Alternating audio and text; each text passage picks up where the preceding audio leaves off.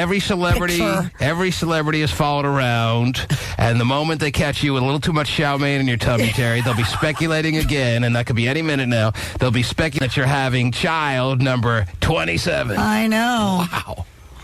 So that's all it takes these days is for these photogs, these paparazzi to be getting a shot from a weird angle to the point where it looks like you have a baby bump, and then all the baby speculation and rumors begin. Yes. Although it's not out of whack, it's not completely far-fetched to think that Justin Timberlake, after seeing Jessica Biel now for a good 2 years, may have slipped one past the goalie, huh?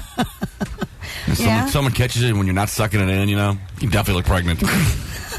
He actually seems like, looks like having triplets.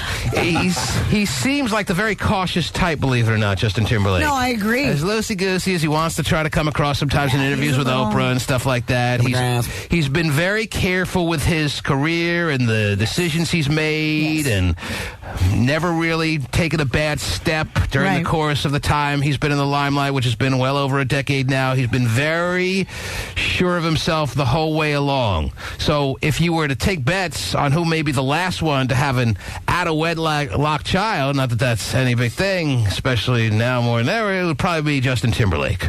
Right. So if he slipped one past the goalie in an unplanned pregnancy-type moment, some people out there may be a bit surprised. Yeah. What are you going to do? Why not with Jessica Biel, man? She's pretty hot. Oh, yeah, she's definitely pregnant in this picture. Either that or just way too much egg foo young. Ever had that, Terry? Yeah. Fan of that? Ever had that? No, I've had some, but not a big fan. What is that? What's in that? It's like a little egg patty thing, like a fried egg patty with like some kind of gravy on it. Oh. Yeah. It's pretty good. All Asian style? I don't even know if it's authentic Chinese food. Isn't it Thai? It is not Thai, but I don't think it's really authentic. But thanks for playing, Terry. I think Americans made it up. Gravy? Really? It's got American written all over it. All right. So, yeah, because of those pictures, speculation, these she is preggers. She looks like she's good 4 or 5 months pregnant here. Minimum. At minimum, yeah, because I was going to say, if it's her first, and usually late, 6, 7. In a woman's first pregnancy, there's a delay showing type period. Yeah, they don't pop out to, like I say, 6 or 7 months. That muscle memory kicks in second, third, whatever pregnancy, but in your first pregnancy, you usually don't start showing until at least the 5th month. Yeah. So where is she along here? She can go into labor any second. I think her water just broke. Oh, boy. But it's not Justin's. Anyway. Oh, wow. It's Tom Brady's. Whoa. I don't know. Anyhow, it's very exciting. If they're expecting a child, it should be a decent-looking kid, I would think, with a tad bit of talent. At least if it gets daddy's side. I think so. Unless the kid wants to learn how to throw a football. Because is Jessica Biel really talented or what? Sure. What is she? Just an actress? Yeah. She ever tried any singing at all, or no? Never? Doesn't everyone do everything these days? Don't we all multitask in the Hollywood world, or what? No, I don't think she's even attempted. I don't think that's really something that she's... And all she does is act? Yeah, and look good. Hot body, type thing. Was she a model before an actress, or no? I don't know. All she is a silly actress? Silly actress. In Chuck and Larry? Oh, is that her? Yeah, she was in Chuck and Larry. What was the name of that movie exactly? Chuck and Larry do this, that, and the other thing? Yeah. Chuck and Larry owe everybody $10. Chuck and Larry are handing out refunds. It should be. Never saw it. I saw it. It looked like a hoot. I love homophobic jokes. Funny every time. It was a laugh, a riot. Anyway. Yeah, it definitely looks like she's pregnant. We'll put these pictures up on the tmanshow.com, and you can be the judge. Yeah. You can be the judge as to whether Justin Timberlake is months away from being a daddy at age, what is he now, about 29? How old is Justin Timberlake at this very moment in time? He's got to be, like, knocking on 30's door, right? I would have guessed 29. It's a good guess. Yeah, probably. Solid guess? Good, solid over-under.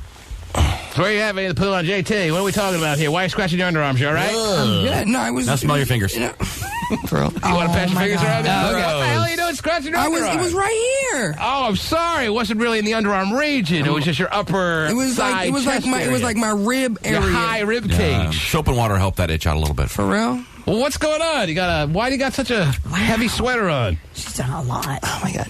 Why y'all dressed up? What's going on? I have... Job interview. Yes, that's right. He does look very good. Yes. It's either court or job interview. You finally got a lot of employment where you can make it in this world? I know, I'm trying to. What are you doing today? I have to work at a front desk.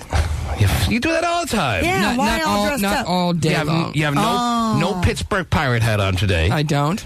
You have this sweater vest on. So something more than just you working at the front desk that's going on today. It's all day. I dress up. So if you worked at 3 hours, you don't have to look professional. No, if I worked at 45 minutes, which I normally do. Outfit, I don't. This outfit reeks of I have a very important lunch date with a hot ass cougar that I'm not going to take down. A hot ass cougar. Couldn't be farther from the truth.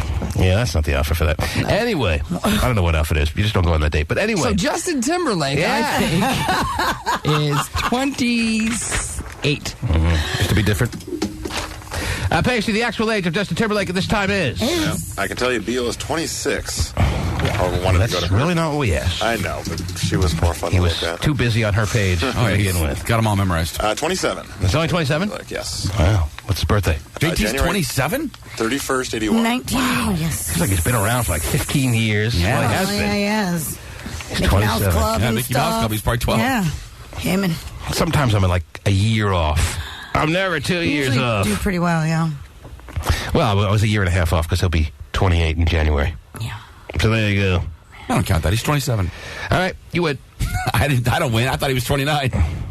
The picture of Jessica Biel with perhaps baby in tow will be on the tmanshow.com in a matter of seconds. This could be big. This could really... She's actually done quite a lot. No, I'm not saying she hasn't done a lot. I'm just saying, is she really that good an actress? Well, is she really that big? I think the big thing with her was when she was doing Seventh Heaven, which is kind of where she really got her real start. Right. Is that I think it was FHM. She kind of posed really provocatively, and she was underage, and her role on Seventh Heaven was kind of more innocent type thing. So she was criticized for that. All right, whatever. We don't need the whole bio. So that was the big wonderful. Anyway, so all right. And we'll be keeping you posted, of course, on whether or not this pregnancy situation is, in fact, the reality. Yes. Does anyone really care if Justin Timberlake and Jessica Biel are having a baby together? No. You don't think so? I don't think so. I think people care. I mean, I think... The girls that love him care. Yeah. I mean, but I think... that it's not anything like out of the ordinary, like you said. The girls out there who still have this worship type feeling towards Justin Timberlake, all of them, yes. Are they happy? Including your wife. I saw the concert. Are they? I know. Are they happy if the rumors are true, or are they like, oh, it should have been me? I've been saving myself for him my whole life. What is more the reaction, or neither one? I'm gonna go B. You're gonna go B. Should have been me. Should have been me. Could have been me. Jessica Biel's a dumbass bitch. Why is he with her anyway? Yes. I look just as good as her. He's loaded, and now she is too. Yeah, in more ways than one. And by the way, guess who's going to be on the early show this morning? Oh, Any idea who's going to be on the early show? Solange Knowles? With Beyonce Knowles. Stop it! So they wouldn't even take her on a nationwide morning show without her sister. Right. And she's complaining. And she's snapping at people that actually interview her solo. Unbelievable. Layla, you're a huge fan of Justin Timberlake. Are you happy that he could be very well having a child with Jessica Biel? Are you feeling good about this, or what's your reaction? I'm kind of half and half on it. I'm on the fence, Steve, man. You're what? Did you always imagine yourself having intercourse with him? Yes or no? Who hasn't, right? Yeah, who hasn't? I have. I mean, have you ever masturbated? Was out loud, by the way. Have you ever taken matters into your own hands and gratified your personal needs? No, I wish I could have, but no. What, you can't? What do you mean you wish you could have? You can't? You don't have fingers? Well, yeah, but I can't just reach out and touch him. He's not right in front of me. But you could have like fantasies about him. Have you ever fantasized about him while taking your hands and making them in a circular motion round and round and taking yourself to an unbelievable, amazing height and climax? So you have to have those. You've had those thoughts over the years about him, and you're not sure how you feel about Jessica Biel maybe carrying his child. Yeah, not too sure about that. Not too sure. Was there like a moment in time, or maybe it still does exist, where you thought that he should be with you? Yes. He should be with me. Yeah, definitely. How old are you? I'm 26. Oh, 26. perfect age. Yeah, see, right there. For him. And how you looking at 26? You're starting to break down? By the way, sorry. Good morning, Terry. Good morning. I didn't say good morning to Terry. I'm sorry. Are you starting to break down at 26? You're starting to wear out a little bit? Are you seeing the first signs of age? Or maybe a crow's foot has showed up at 26, or what? Oh my No. I'm Filipino, so I look young all the time. Oh, yeah. You got a Facebook? You got a MySpace? You got pictures you can send us, or what? I do have a Facebook, and I do have a MySpace. Well, I got both too now. You have a Facebook, too? Yeah, a couple of friends from the old days have, like, hit me up with emails saying they're all, like, playing poker on Facebook. And Facebook is, like, way more popular than MySpace now. What do you mean they're in trouble? Who's in trouble? Far as because they did the big coupon thing and somebody Now you're scratching. Why is everyone scratching in here? I don't know, something going around. I got Terry scratching. I got Vinnie scratching. I don't want to start scratching. I've been through enough. My skin's going to start peeling off worse than it already is. You're talking to me. You're scratching. Do you know you're scratching, Terry? All I did was go like that. She scratches all day long, though. Easy, I always catch her scratching her underarms. She wasn't scratching her underarm. She was scratching her arms. When she scratches a lot. I do. She's making it seem it was more of a tickle than a scratch. Well, you like to tickle your arms when you talk? All right. You weren't Brillo padding or anything, but... But I just got, all this talk of JT, people like to caress themselves. Yes, that's... Does it relax you that you tickle yourself as you talk? Well, yeah, I guess. When I pee, I tickle my ribcage. I know, well... Come on. We've talked about that, Hold up. We've talked about that. Hold up. Yes, that is something... What? Yes, I've known that Sometimes for it helps the pee stream get going for me. But anyway... You do what? I tickle my body a little bit. Oh, all right, it sounds a little fruity or whatever. A little? But, you know what? It's my own body. I rub my tummy and pat my head when I go number 2. I ain't get a man named Lars to come in and tickle my body for me, all right? You tickle yourself? I don't tickle myself. I just relax myself a little bit. I used to do it a lot more than I do now. Anyway. Do you have trouble peeing, though? I don't have trouble peeing. But you said it helps you pee. It helps the stream. Sometimes it helps the stream get going. I don't know. So you have trouble. I don't know. It would get going by itself anyway. Begs the question as to why you do it. I don't know. It feels good. Anyhow. Okay, I'm going to try it during the break. I'll see you there. Okay, we'll be there together. You do me, I do you. Synchronized peeing. Anyway. Tickle each other. Yeah. Layla. Yes. Where was I with Layla? I was really enjoying my conversation with Layla. She's Filipino. You start talking about Facebook. Terry, at what age does the woman's first crow's foot? When should it be expected? Let's say for a non-Filipino lady. I know. For being a non-Filipino lady, You're I don't know. a woman. You can give me a reasonable answer. I think typical white woman. What'd you say? 20. Yeah, maybe. I don't know, maybe 25. 40. It depends. Well, it depends on your genes. I mean, I don't know. That is very true. Forget genes. I'm talking about the general, person who's in the majority of people out there, which last we checked are still white people. The typical white woman. 30. 30. No, I would say 30. Yeah, maybe. No, earlier than that. Earlier. I don't think so. The first trace. Yeah, I do too. I'm with her. I haven't seen some of these white ladies lately. The first trace of a crow's foot starts to make its very first appearance at around age 26. Now, be thankful you're Filipina. Yeah, I'm very thankful. Especially the ones that can't stay out of the tanning bed.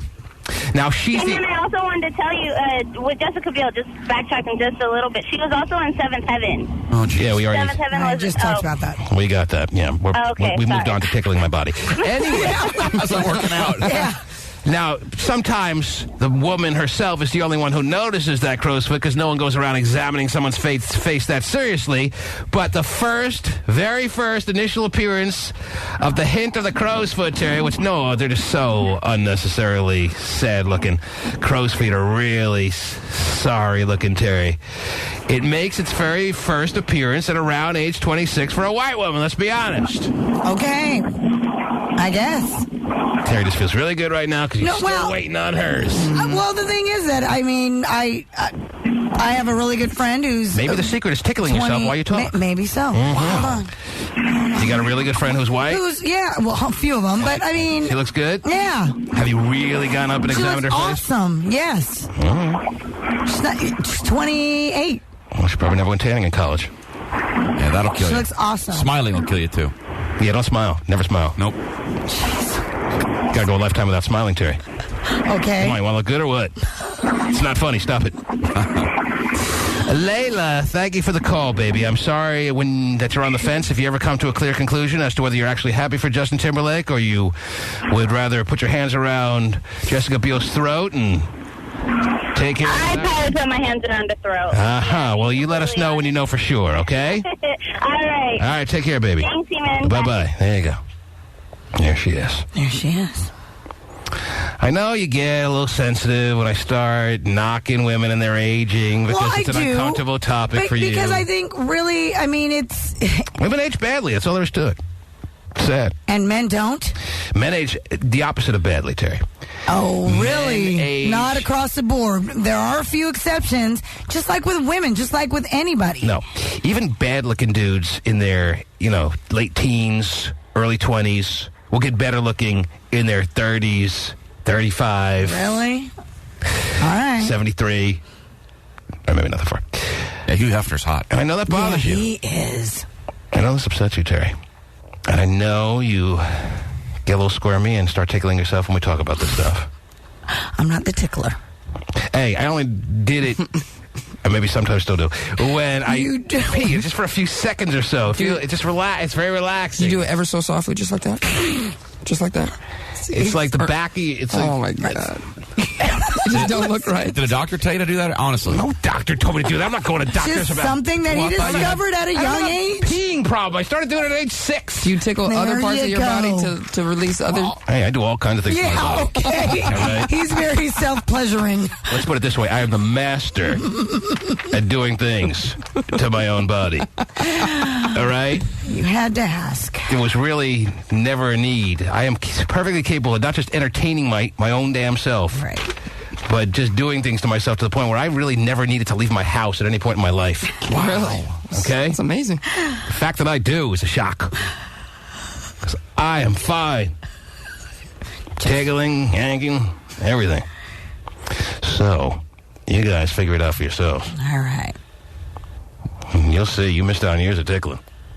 Next time I'm stuck at the urinal, I'll be sure to tickle. Not because I'm stuck at a urinal. No, but I don't know why else you would do it. Yeah. Because it feels good, I Okay. guess. Well, I don't know why. You need to feel like... Just it helps it get started? No! I don't know why I said that. All right? You're too focused on that. I just trying to come up with some sort of pragmatic reason for it. Well, but if it just feels good, then that's the reason. There you go. I'll tell you what. We'll extend the break. I still don't understand. Because we don't expect to see you back anytime soon when you see what this has to offer, all right? Wow. I tape my scrotum to my inner thigh when I play soccer. Mm-hmm. Hey, we all do different things. I do that to myself when I do radio. So, okay, good. Can I rip it off? Because otherwise, I get way too turned on. The T-Man Show. Hey, everybody. Welcome back to more. Ashley Simpson stepped out of her... It was requested, Terry, that I play the entire interview. Really? I can't get enough of this crap. Right. It was asked of us with the awkward little snippet that we played earlier of Solange Knowles kind of reaching for the throat of this interview lady that's gracious enough to have a one-on-one with her, Terry. If you heard it earlier, you know what I'm talking about. If you didn't hear it yet, you'll hear it now. But people wanted to hear how the rest of the interview went and how awkward that may have gone between Solange Knowles and what turns out, Terry, I did a little background on this. Uh-huh. This is not like any kind of nationwide morning TV show. This is just a local Las Vegas television morning show. Mm-hmm. That had her on for an interview the day after her album came out. Her album came out on Tuesday, so this must have been yesterday morning.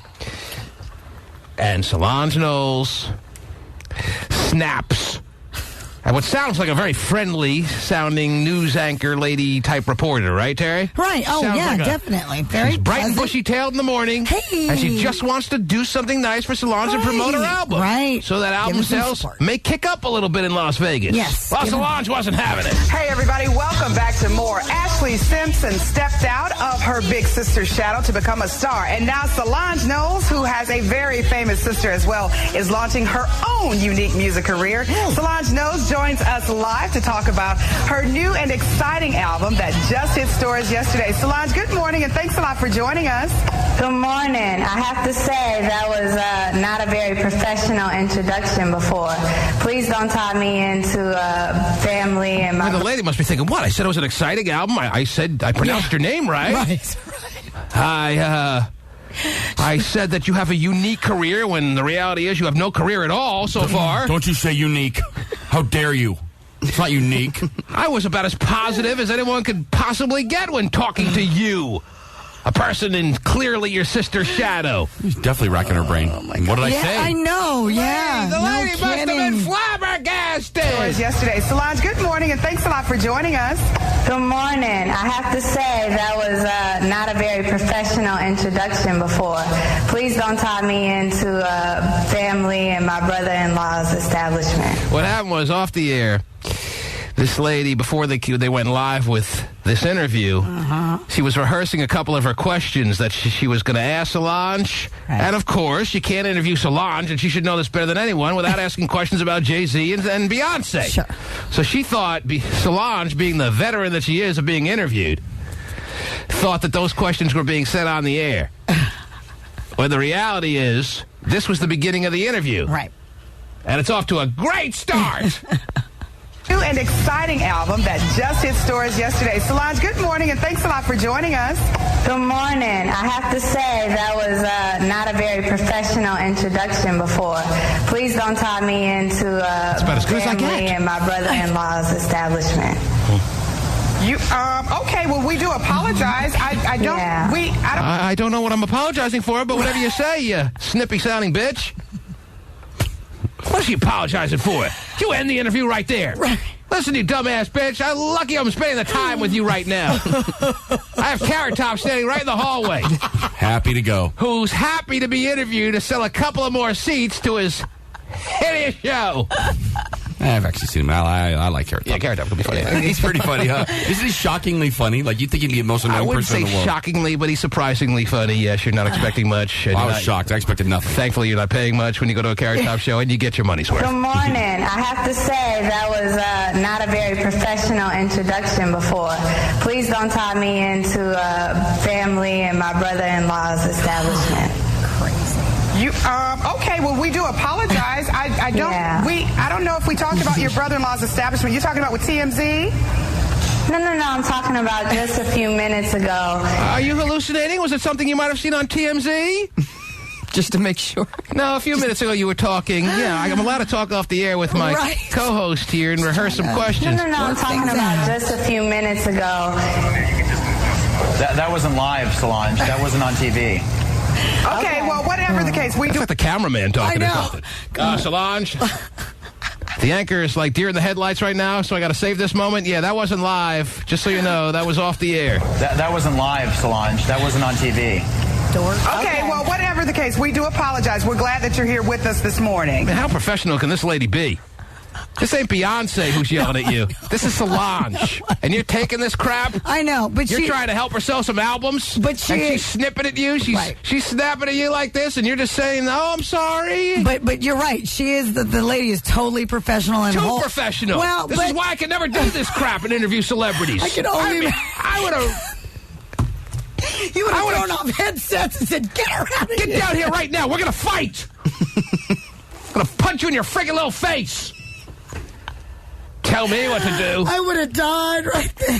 Okay. All right. And I was going over your bio, and I got to stop you there again. I'm not bio. I only like men. This is the rest of the interview now. She snaps right back into reporter, anchor lady mode, Terry. She does. You got to give credit. I do. To this morning show, Las Vegas news anchor lady, whoever she is. Okay, well, whatever. Do we have the name of who this woman is? I want to commend her. Put her up for an Emmy. Good job. For handling Solange's attitude here. Okay, well, whatever the case, we do apologize. We're glad that you're here with us this morning. Okay. All right, and I was going over your bio, and I like this. Can you get Jay-Z to sign a shirt for me? Exactly. Wouldn't it be really cool if right there after she apologized, she just hit her with that?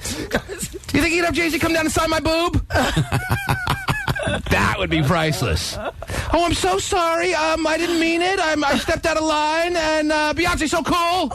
Set her up like that. Okay, well, whatever the case, we do apologize. We're glad that you're here with us this morning. Whatever. Sure you are. All right, and I was going over your bio, and I like this quote here. It took me all of 10 seconds to go over your bio. Your name. Wow. Yeah, it says Solange Knowles, Beyonce's sister. Who's married to Jay-Z. So is there going to be like a Destiny's Child reunion or something? I really like that. It's so cool. Do you think maybe you could talk to your sister about getting Destiny's Child back together? And I like this quote here. It's from Billboard magazine in August of 2008, and it says, the idea of me being compared to when was August 2008? Let me think back. Like now?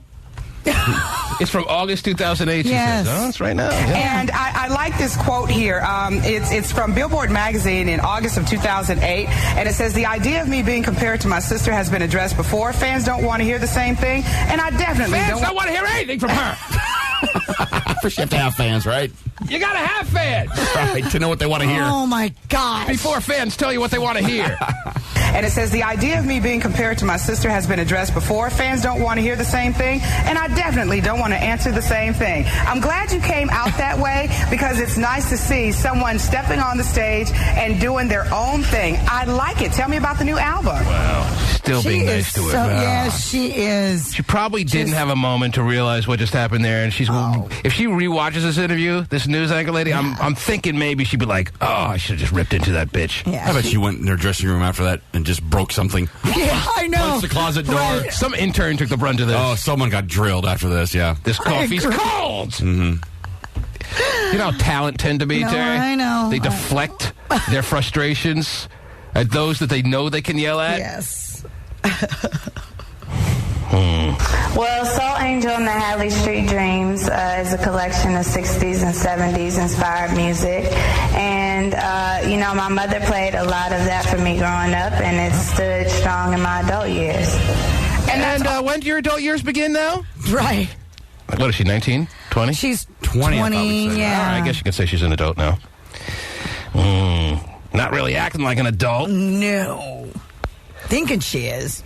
So what was she saying now? She's talking about how her mom's influence is the style she's going with. And that's fine. If this would have been the interview, it would have been an interview that could have sold her a few extra albums. People would have been like, oh, I want to hear what Solange is up to and how her influence from the mom is playing out on CD. Yep. But after they just heard her snap at their favorite morning show lady. I know. It's like snapping at the lady who does the soap opera updates. Oh, you don't snap at these people. These are nice people. And, my mother played a lot of that for me growing up, and it stood strong in my adult years. And that's awesome. Tell us, now, the Neptunes, of course, Pharrell Williams is part of that. And I really listened to what you were saying. That's right. That's awesome. And that's awesome. Tell us, now, the Neptunes, of course, Pharrell Williams is part of that group. Why did you choose those producers over the others?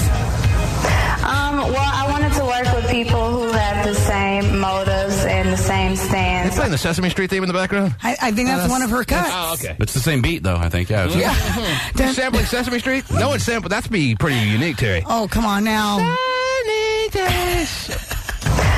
Well, I wanted to work with people who have the same motives and the same stance on music and creating art in their artistry, and I felt like he captured that very well. All right, and last question here. We are out of time, Solange. How is Daniel doing? How are you? Yeah, she had a list of about 11 questions, but all of them pertain to Beyonce and Jay-Z. She's like, oh, I got to scratch these off. Right. This would have been a 10-minute interview. It turned out to be like a 2.5-minute interview because Solange was flashing all this attitude. Yep. Damn. See? Solange. So lame. I don't like her now. Appreciate what you were. Well, I'm not trying to influence you to get her. I mean, you can understand how she gets a little tired of hearing about her sister. You can, and that's true. I'll cut her a little slack. Well, she shouldn't have become a singer then. Right. Don't do the same thing like your that sister guy, does. like the caller said. Do something different if that's the case. If you don't want to be compared, if you don't want to be, so if she worked at Lowe's, everything would be fine. No, she'd be the greatest employee Lowe's has ever seen. Singing in the break room. And I didn't appreciate you asking me where the nails are. Found that kind of disrespectful. All right, and last question here. We are out of time, Solange. How is Daniel doing? How are you balancing all of this with being a mother? I can ask you about your son, right? You're not going to yell at me again? I know. She felt kind of comfortable, I guess, asking amongst the 11 questions of which she could ask only 3. She felt comfortable asking the one about her son, right? She's not going to get yelled at again, is she, Pasty? I hope not. How dare you ask me about my son? I wouldn't ask her anything else. I'd be so scared of asking her anything, especially about her kid. Right. Solange, tell us how you got knocked up at age 18. Yeah. That's what you're saying. How's that working out for you, honey? He's very well. It's actually, great because I bring him out on the road with me, and I'm sure he's loving that. Is that right, Solange? Jeez. She's on the road? He'd like to be... Yeah, when she goes to the store and back. Pick up a couple groceries. He'd like to be in this little 1-year-old swing, but instead he's on a tour bus. Right. I'm sure I'd love it every second of it. I have a lot of help with my family, and he's awesome. All right, Solange, well, good luck to you, and thanks a lot for joining us this morning. We appreciate it. Now get out. All right, and we'll be right back. Translated, I hope you don't sell one freaking album. Yeah. She has to be. She got to be pissed. Oh, I would. At the way Solange yelled at her Terry, right? Or at least called her out like that, right? For something that wasn't even on the air. Yeah. Oh, I know. Damn. And you're still bothered by her monotone sound? Are you kidding me? Being monotone is like a direct indication to me that you are either stupid or stupid. It's not to me coming off as stupid. It's I just can't like, stand monotone. It's more of a, I don't need to be here. I just rolled out of bed. I'm doing you a favor by letting you interview the great Solange Knowles. That's how I'm taking her sound. I'm not taking it. It's like, I mean, Bill Gates is probably pretty monotone. But overall, he's not stupid. But overall, you don't like women, monotone. Especially that sound monotone. It's like a giant pet peeve. Well, I cannot stand I guess the question, you have so much flair in your voice. I'm just saying, like when you and she'd be like, well, why can't you sing, Vinnie? If you're so dynamic. Well, because I have somewhat of a small personality about myself. Well, but the like, thing is, you don't have to be like this when I'm telling you.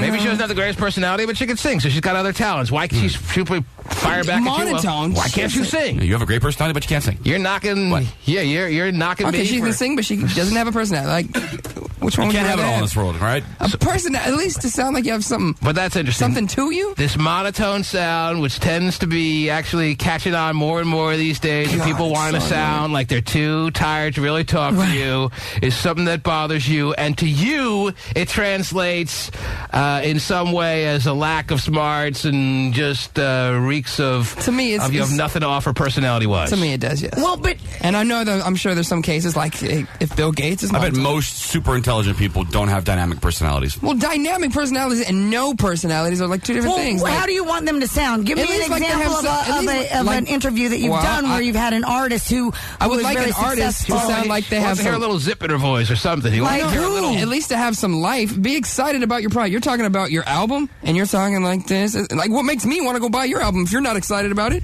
What's right. I understand that. You're right. Maybe the music actually sounds good. Well, I mean, then be excited about it. Saves her personality for the recording studio. Yeah. How about that? Yeah. You know, what do you think about the album's very good? She lets it all out so hardcore in the recording studio. This is probably not the case. That she has nothing left for just regular speak. Well, to me, I don't know, and I'm an album buyer. How am I going to know by listening to this?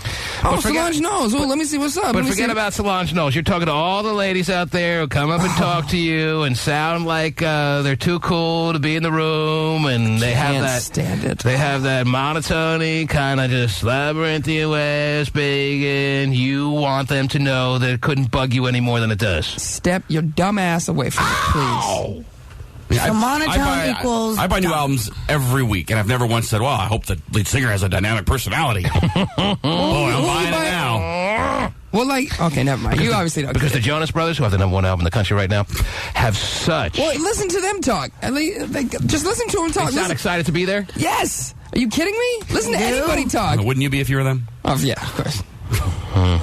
By their account. I want them to go away, please. I do too. The Jonas Brothers? Yes, please, go away. Yes. Bye. You're done. Right.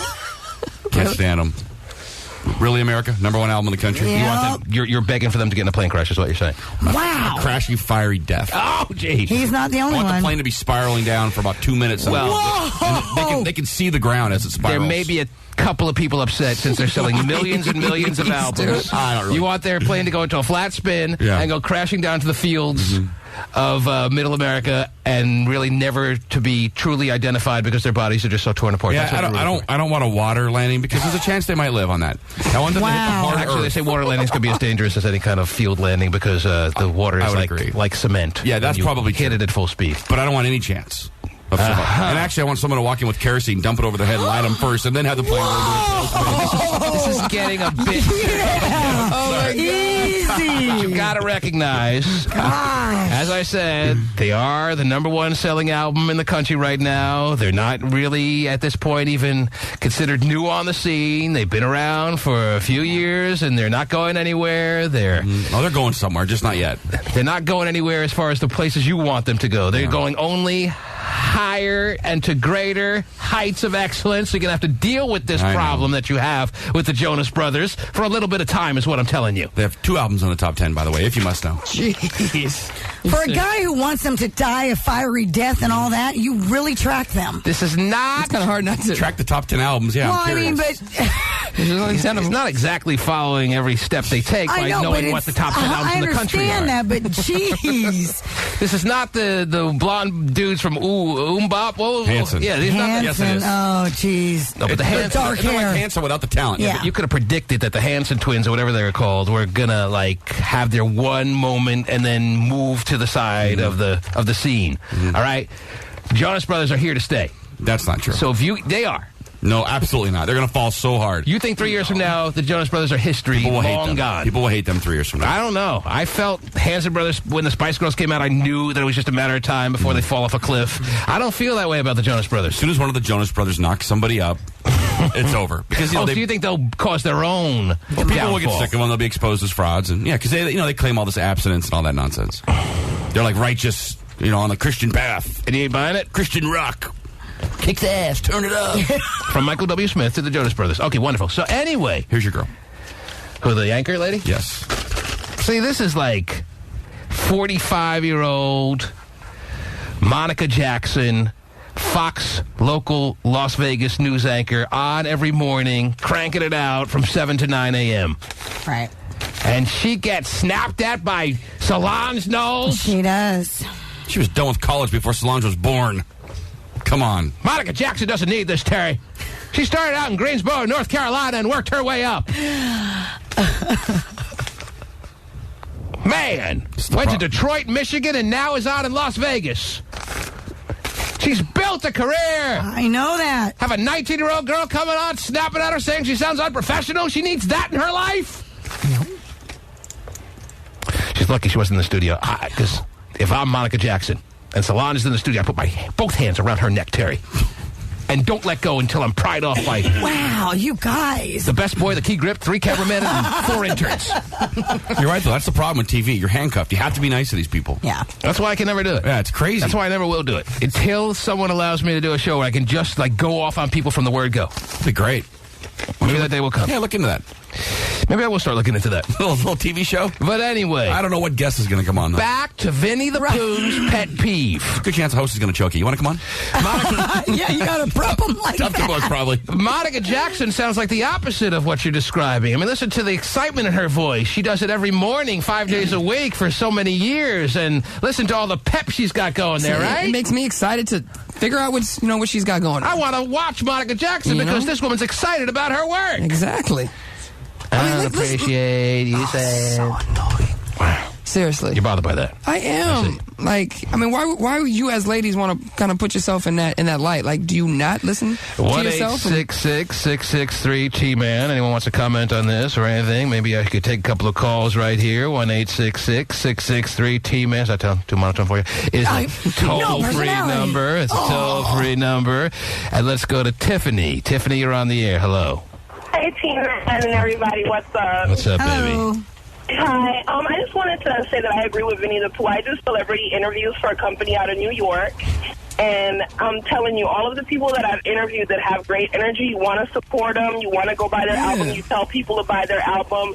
Listening to Solange, if we ever get that down the pipe, I personally wouldn't want to interview her because it shows that she has a bit of an attitude and a chip on her shoulder because her sister is Beyonce. Yeah, and that's a good reason. Let's be honest. She's not like someone who's in the same kind of moment in life where Solange is at, who's trying to get an album that actually makes it. She's not in that same kind of hungry type mode as the typical person and in her spot in life would be. And why? Because she's got a billionaire brother-in-law and just about a billionaire on her own, of her own doing as a full-blooded sister. I mean, they're not half, they're full. She's probably...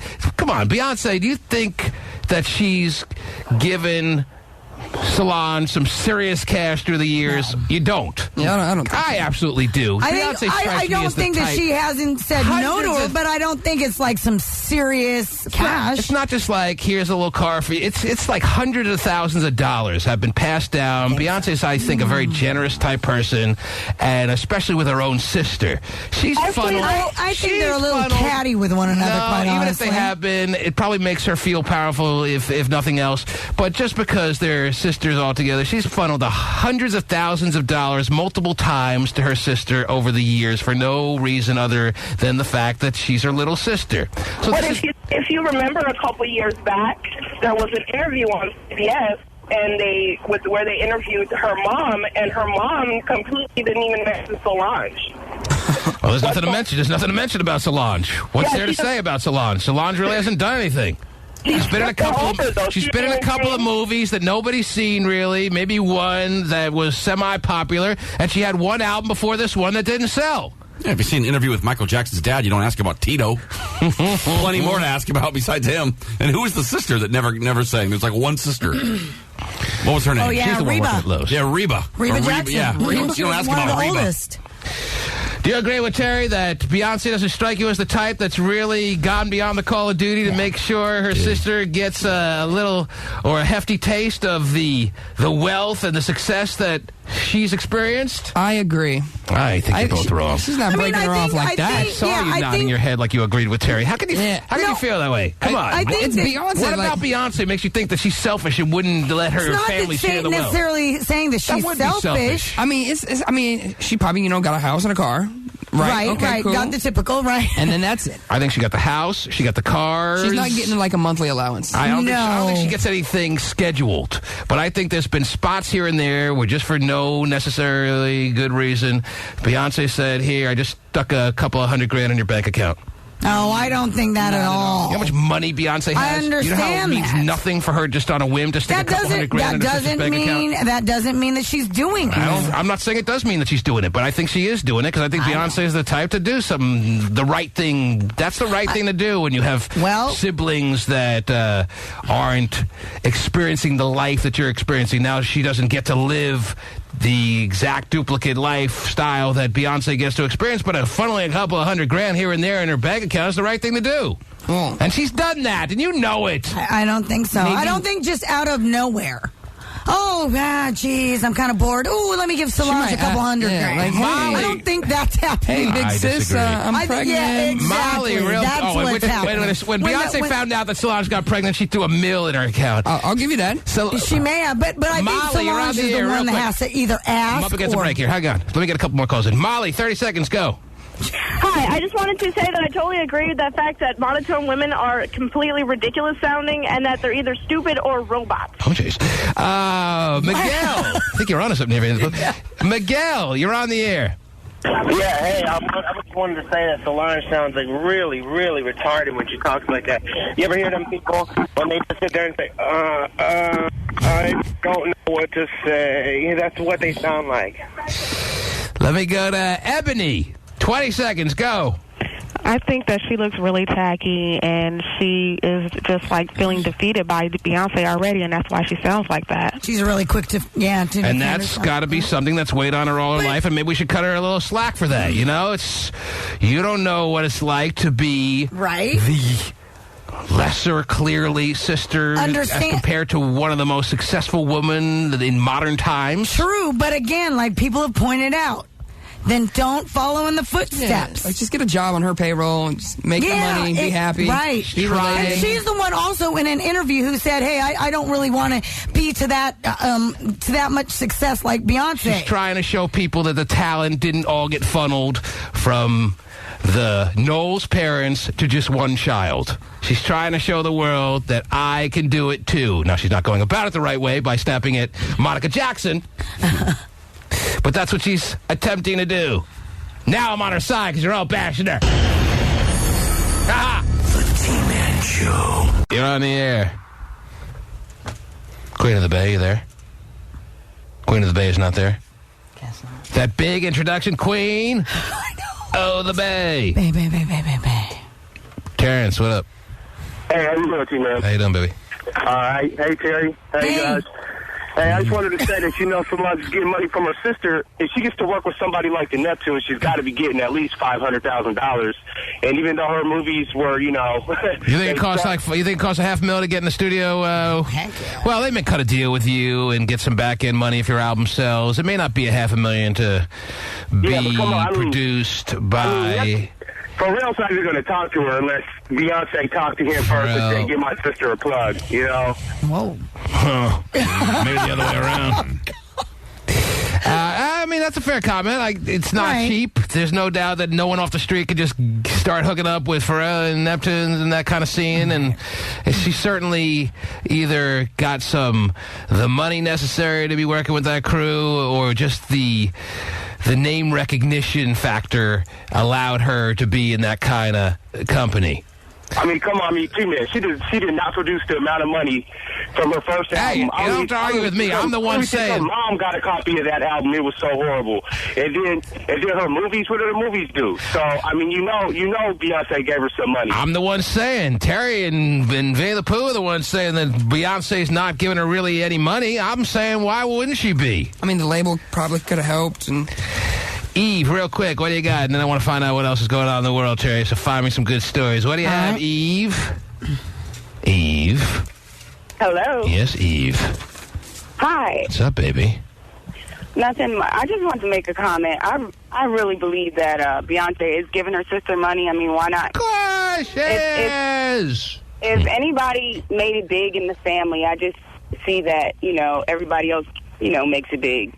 That's the way it should be to an extent. It should be, but is she doing it? Right. Why do you think Beyonce is that cruel like that? I don't think she's necessarily cruel. You don't think Beyonce even feels a little bit guilty that while Solange was growing up at like age 5 and 6, when Beyonce is 14 years old, that her parents were so focused on getting Destiny's Child to the place where it needed to be that perhaps they neglected the little sister that she has? I think she might feel bad. Because that happened. Beyonce's dad was so hyper-focused.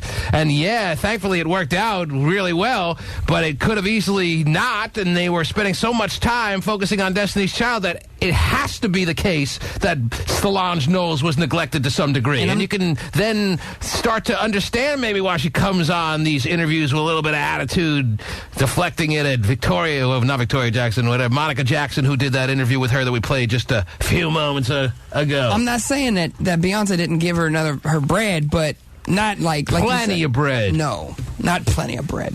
Just maybe when the baby. I don't think it's just like 100,000 here, 100,000 there, baby. Here's $1 million in your account. Really? And Solange, when she gets the call from Beyonce, when Beyonce says, "Hey, little sis, I just stuck $1 million in your account," Solange isn't like, "Oh, thanks." She's probably just like the way she was with this interview. Yeah. Wait a minute, I thought you said 1.2.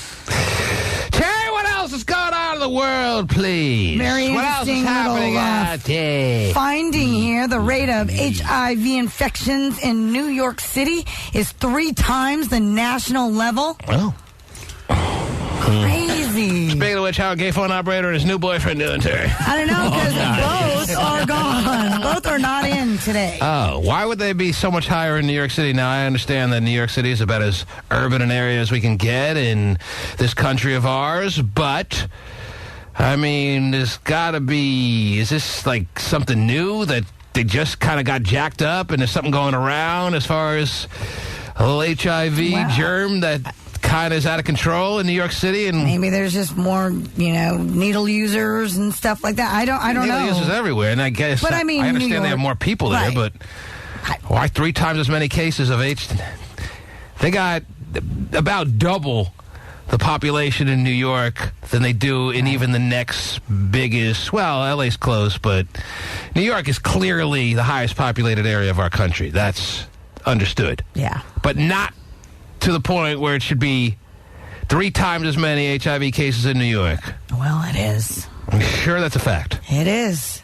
All right. Yesterday, New York's health department announced that... They haven't cured this yet?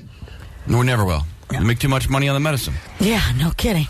It ain't kind of under control. We have to hear starts. Are we going to start now hearing stories how it's now again on the radar as far as things we really got to worry about? Yeah, sounds like it. Because didn't we have a nice few years where we kind of like... Yeah, it was kind of on the decline there. Didn't think about it as much or what? No one gets that anymore. That was so scary in the 80s. Yeah. In the 80s, there was a nice little portion of the 90s where we all got real hyped up about it. Now, Magic got it, beat it, and then we all said, man, big deal. Yeah, until Magic starts getting a sniffle. Yeah, I'm not going to worry about AIDS or HIV. Magic got AIDS. I'm sorry. Magic got HIV and put on 30 pounds of muscle. What the hell? How'd that happen? And made 200 extra mil. Yeah. Why? It's been pretty hard on them. Yeah. What else is going on out there? And women want to have sex with them more than ever. What else is going on out there, Terry? According to a recent survey, 1 in 4 men would give up sex for an entire month. That's like this. All right, go slow. Yeah, you are going slow. I can hear already, but I need to take this all in. 1 in 4 men. According to who now? According to a recent survey. Oh, a recent survey. Yes, yeah, I love them. Yeah. Yes. According to a recent survey. 1 in 4 men. So 25%, as I do some fast math, Terry. Fast math. Mm-hmm. Fast math. 1 in 4 men, 25% of men would give up sex for an entire month. Entire month? Yes. It's called marriage. Yeah. Oh, for an entire month. Right. If it meant their favorite team would win the Super Bowl. Ow! You don't have to talk that slow. The Super Bowl. Oh, Football season is upon us. That's an easy one. That's a given. You can jerk off, right? No. Oh, you can't? No. I'm going to say no on that, too. No. I think. How do you know that for a fact? Is that... Well, that's the whole point. The asterisk in the survey? That's the whole point of it. That's the whole point. That's not considered sex. You get zero release. In mainstream thoughts of a population in American culture, masturbation is not considered sex. Well, most people consider sex any sort of release from that area of your body.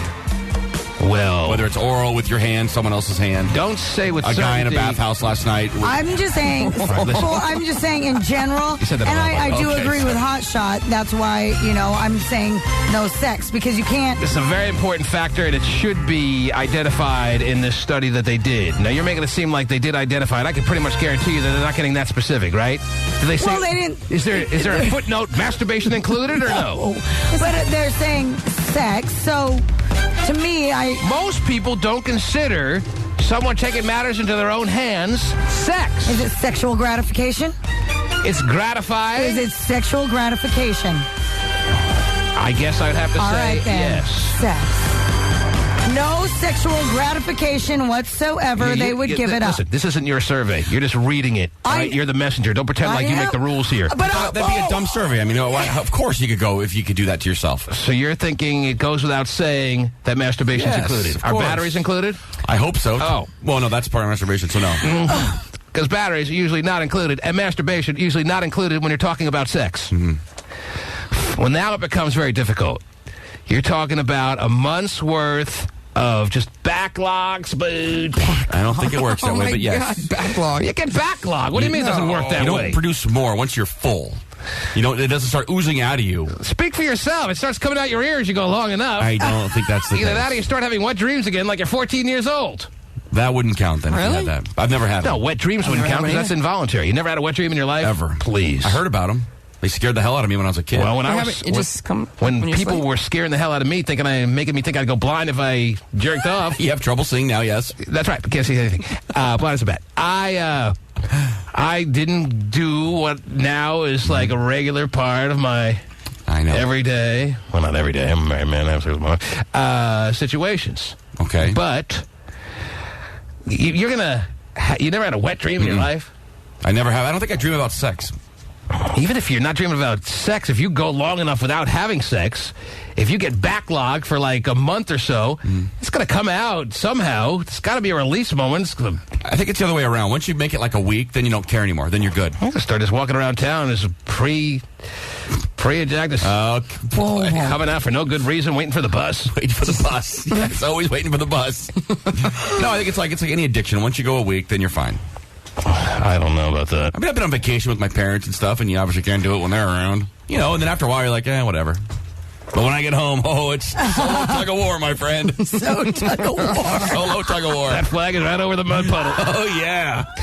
I don't know if you are absolutely accurate that there's no such thing as backlogging when it comes to going without sex for such a long period of time. You're going to get filled to the brim, and it's going to spill over as far as your spooge content. So how about you go to a monastery with monks who have never, ever done That's a different story. They're not used to ever doing that, so that's a completely different lifestyle, and they were born and raised kind of in that mode to not be thinking or worried or physically dealing with that kind of situation. But if you've established a life where at least in regularity you're going to be ejaculating like once or twice a week minimum. When you say it like that. Once or twice a week minimum. You can't all of a sudden just shut it down and not expect to deal with some physical repercussions and mental repercussions. Maybe mental. I can't go a month. Certainly can't go a month. Now I could go 6 months. As long as I can beat the paddy wagon, I can go 6 months, and I would to get my favorite NFL team to win the Super Bowl. I think everyone would. But again, like I said, I agree with the whole sex thing. There's no sexual gratification that's not much any of a bet. kind. Like who would make that bet? Oh, but you can touch yourself? That's easy. Done. Done. So then I'll tend to agree with you. Your argument Pasty is Dave went 31 years. Right. Different lifestyle. You're talking about a monk now. I would absolutely attempt an effort to try to get my team to win the Super Bowl. I don't know if I could, though. I don't think I physically could possibly go a month without some kind of release. You could. You could. You would think you can't, but you could. Yeah. I don't know. Even in the hospital, when I'm near death, I'm sitting there. Nurse, don't come in yet. I'm almost done. No, you weren't. Come on, you did not. No, absolutely not. Well, luckily, I was only in there for 3 days. But so you went 3 days, and you probably... it was easy 3 for days, but I was on, morphine almost. Well, we'll give you a month's worth of morphine. Yeah, the button. If I get a month's worth of morphine, give up anything for that. I don't even need my team to win the Super Bowl. That's right. But all guys would attempt. Every guy would take that offer. Not every guy would make it 31 days. 30 days, whatever the average month is. All right. Don't make it 31, please. I made it 30. I couldn't get over the final hurdle. Imagine on the 31st day. I'm like Lolo Jones. I tripped over the final hurdle. That was just... That was sad? Sad. We never talked about that? No. She was in the clear, Tari. I know. She was... And you know what? She had the gold medal fitted around her neck. And that's what she said in the interview. She goes, I was just feeling the gold. Actually, she was very gracious in that interview. After training her entire life to win a gold medal, to step up to the microphone and be as professionally sounding and cordial and dealing with the situation as cool as she was, you got to give her a lot of credit for the way she handled everything. Now, she probably went home and cried like a baby. Well, they showed her actually on the side just bawling. And when I saw that, I was thinking, she ain't doing no interview. She ain't going to be nice to anyone. And then she did an interview that I saw, and she was very gracious about the whole thing because that was like choke city, Tari. Yeah, I know. You want to talk about athletes choking? Yeah.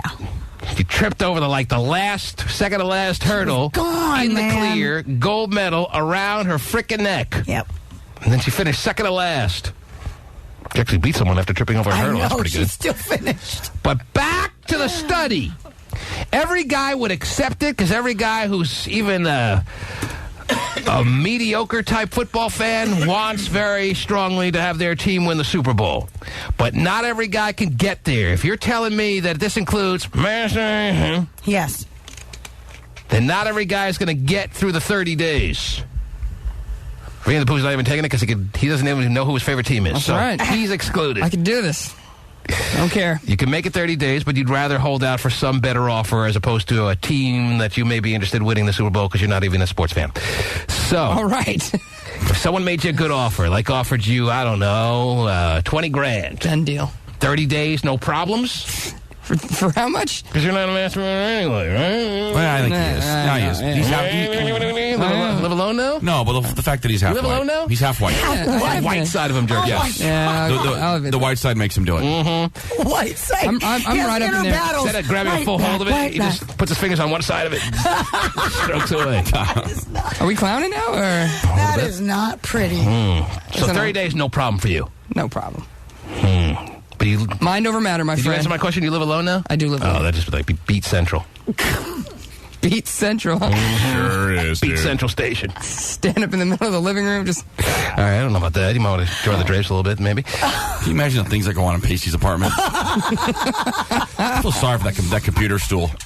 Pasty Dave must have a coat. Doesn't even need a hanger anymore. But anyway, his computer chair must just hate its life. What a bad gig. Nasty. Oh, boy. Here comes that naked rump again. Nice. I'm sorry, Dave. I shouldn't be laughing. Oh, my goodness. What percent of guys, as I said, every guy would accept that offer? What percent of guys would make it over every hurdle, get to the end of the month, and have their team win the Super Bowl? What percent of guys out there could complete the task? I say... Wait a minute. Could complete it or would try to? No, I said every guy would try to. Every guy accepts the offer. Every guy says, yeah, I can do this, no problem. I want my team to win the Super Bowl. And then at the middle of week 2, you're like, I can't go anymore. Screw my team. I'm going to screw myself. Why did that girl rub up against me in the store? I'm a little sensitive. Yeah, it's during that month that every girl wants you all of a sudden. Yeah, right. Trust me. Guys know what I'm talking about. She looked at me. She just winked at me. As soon as you get a serious girlfriend and you're trying your best for a little bit of time to be like, what's that term? Loyal. That's when all the girls in the world start wanting you. That's when all the girls in the world start looking at you like they want you to bring them to Ruggers, Terry. Why is that? Just the way. It's so weird. The heavens laugh at us at times. The heavens laughing. That's right. That's what you get. Just clearly a moment where the heavens are having their fun with us. And that always happens. Every guy knows what I'm speaking about. Looking back, do you wish you were never faithful to a girlfriend? Like, what's the point? What's the point? Maybe you weren't. Yeah, okay. All right, never mind. Asking the wrong guy. No, are you kidding? You're asking the right guy. What's the question now? Do you wish you were never faithful, like, until you met your wife? I'm sorry, one question at a time. What percent of guys, after accepting, which all guys would do, could actually complete the task and have their team win Super Bowl 44? Or whatever we're up to. Not sure. Might be 43. What percent? I'm going to say it's actually a majority. I think most guys are stronger than I am. I'm going to say 57% of guys, maybe even higher than that. Can I have an age range for this, please? I don't want to count like 80-year-olds. Of course they can get through it. 80-year-olds thanks to Viagra are more horny than anyone right now. Give me an age range. 18 to 54 or something like that. All guys who accept the offer, believe me, you're not running up to the 80-year-old guy and offering him this. Okay. Whatever. The Brooklyn Dodgers. Hope they win it all. 72% of guys can go a month without any type of a... Yes. Got it. Any kind of release whatsoever. Right. But again, if they were to all of a sudden become 14 again and have one turn, then they're not disqualified, right? They're still cool with their team winning the Super Bowl, yes? Right, yeah. Because that's not, that's... Because even though I had a tiny bit of a fight with you over whether self-gratification would spoil this month's run, you would definitely agree that an involuntary, yes, dream that you have, which causes a little moisture in your... All right, got it. Okay. Oh, not that kind? That one. What about your fantasy football team? Would a guy out there rather have his fantasy football team win the championship or have his favorite sports team, which probably he's been rooting for longer than he's known about fantasy football? Would a guy rather have, would you rather have your team win the Super Bowl or your fantasy team win the championship and collect $1,500? Well, I need to know, so... Oh, geez, he always has questions. I know, it's always a certain scenario, and he's got to set it up just I like to ask these to make sure I'm not getting screwed here. What if I rub up against a girl? Yeah, I know, exactly. So, as far as my fantasy team... If my hot third cousin comes over to visit? Yeah. So, as far as my fantasy team goes, there's a chance that I could win it just on my own, right? It doesn't mean I'm going to get last place. Oh. Right? So if you accept your favorite football team winning, I still have does a chance. That mean you absolutely have no chance of winning your fantasy football league? Right, that's what I'm wondering. No, you still have as good a shot as you have right now at winning fantasy football. I'll take my favorite team winning. That's easy. Really? Yeah. If you can guarantee myself. But if you take the fantasy football championship, it doesn't exclude your favorite team from winning the Super Bowl. My favorite team has no shot. So, yeah, I'm taking the easy, take my favorite team. Well, ladies and gentlemen, for those, I think you're underestimating what the Seahawks can do this year. I got mad skills on the fantasy world. Mm-hmm. Anyway. Seahawks be 500. Well, that is not true. They'll win their division because there's no one in their division. But anyway, and you heard me, Niner fans. You're coming around, but you ain't there yet. Niner fans, anyway. You should look at the Niners schedule. Yeah. Brutal. Brutal? Oh, they got a tough schedule. Right? Why would it be brutal? They got the whole NFC East. Yes. They got the Patriots. But so does every other team. Well, they got the Patriots. Yeah, but They got the Seahawks twice. They have a tough schedule. Really? Mm-hmm. Niners are up against it this year. Yeah, they could easily go 0-5. Oh, wow. No, I mean, they have a tough schedule. Really? 0-5 out of the box? Mm-hmm. Oh, not good for the coach. Could it be his last year this year or no? I don't know. His Reebok suit? His Reebok suit. He's a nice-looking coach, though. Whatever. That's nice to see. So 1 out of 4 guys would take that offer? Is that what? Yes. That's pretty low, actually. Would give up sex for an entire month. 1 out of 4 guys would give up sex for an entire month if their team could win the Super Bowl. Guaranteed, yes. Guaranteed that their team win the Super Bowl. Yep. I think it would be higher than that if you're really asking the true average guy out there. You know, bad guys want their team to win the Super Bowl, Terry. Bad? How many? They talk about like abuse, domestic abuse, because yes, I know. Domestic abuse is never higher than on Super Bowl Sunday, because there's a lot of wagers going down, or on Sundays in the fall after dudes, teams out there lose a game that they either expected to win, want to win, whatever. Hitting. Right. People, hitting dogs, hitting all kinds of stuff. Just hitting. Punching walls. Right. Hand fractures. Tell me it's not going to be higher than 1/4 of the guys out there would take that offer. Please. Unique says the Niners have it in the bag. They're winning the Super Bowl this year. Wow, Unique. Unique, well named. You're on the air. How y'all doing? Pretty good. Didn't you just hear the schedule is against you? I heard it. The talent level's against you. There's a lot against you right now. Haven't you seen them 49ers play? I thought Vernon Davis would be kind of at a different level right now than he's really at. He hasn't really broken out of the starting gate as far as just superstar status that I'd expect he'd be at this point in his career. 3 years, 4, whatever he's at as far as being a pro now. Is this his 3rd or 4th year in the league? 3rd year? 3rd. Well, he should be a Pro Bowler by now. That's just all it looks right now, though. Keeps getting hurt. They're 2-0 already? Crushed Green Bay? Come on.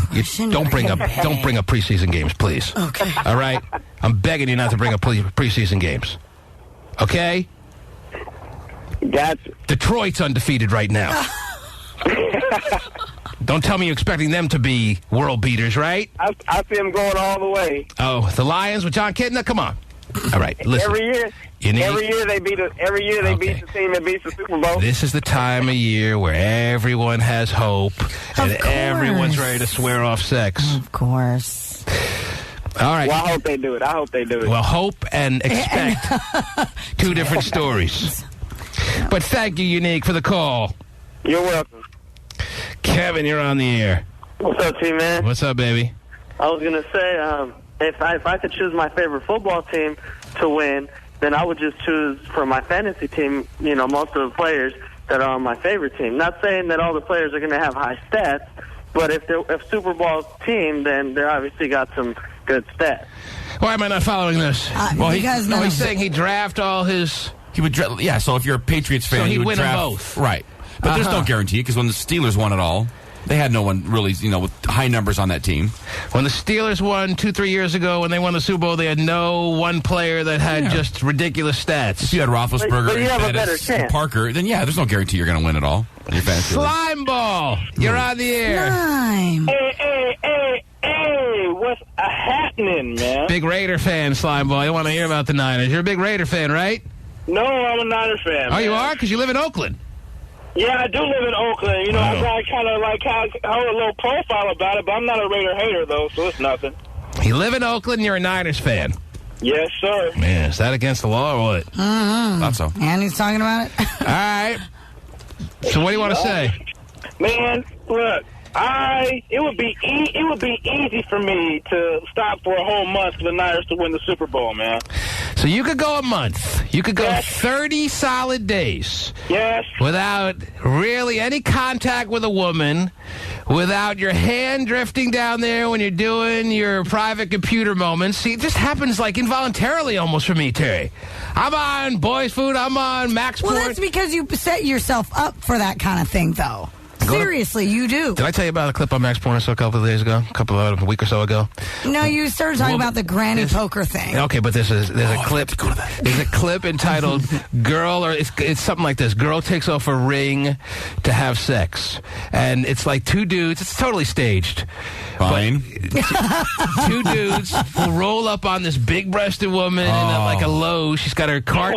She's got her cart filled with all kinds of home furnishing, and these two dudes who are walking around like Home Depot or whatever with a video camera. I'm sure that makes sense. Yeah. I feel like I'm watching the clip and I'm trying to fast forward. That's right.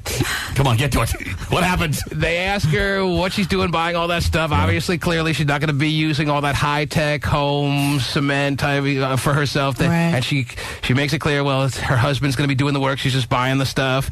And then they convince her. They offer her money to come back to their joint, and they start screwing her. She takes off her ring and has sex with them, and they're calling her all kinds of names, Terry. And all kinds of names. And at the end, they make it clear that if her husband would have been having more sex with her, she wouldn't be in this posture, bent over in a swing, Terry, like she's in, basically, by the end of the 10 minutes of video fun. And you're going to tell me your hand ain't drifting to your junk? Well, yeah. I got a buddy who converted to Mormonism and claims he hasn't had sex or touchy selfie in 7 years. Well, that's a religious, powerful kind of... But you're telling me the human body's not capable. Right. I didn't say human body's not capable. I said my human body's not capable. But your body doesn't know yourself. But your body doesn't know your spiritual commitment or not. Listen, I think it's unnatural to a large degree, especially if you've established. I don't know how this guy did it. I don't know who your friend is. I think it's very difficult to all of a sudden take on a complete different lifestyle, and it takes its toll, and it's not easily done. Can it be done? Of course. Yes. Is it healthy? I'm not so sure. He's insane. Is it easy? Absolutely not. No. Is it easy for me? No way, no how. Can I do it? Doubt it.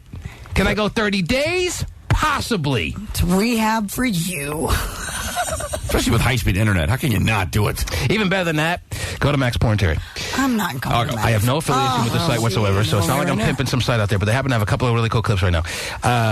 Check out the clip that says, dude does his girlfriend in a dressing room. I don't know if it says dude, but it's a guy does his girlfriend in a dressing room. And you know where they're at? What's that really... Oh, it's a favorite of mine. H&M. Is that the name of that joint? H&M. H&M, the real popular clothes store that's always packed now. Yes. I was just in it last week, 2 floors of just clothing fun. All right, what am I typing here? They're in an H&M. I could tell from some of the stuff on the wall. You seen that clip? You seen that clip? Oh my God, she's pretty hot too. Yeah, she is. It's hella funny. Tell me you can't be like beating a stick when you watch that. I did.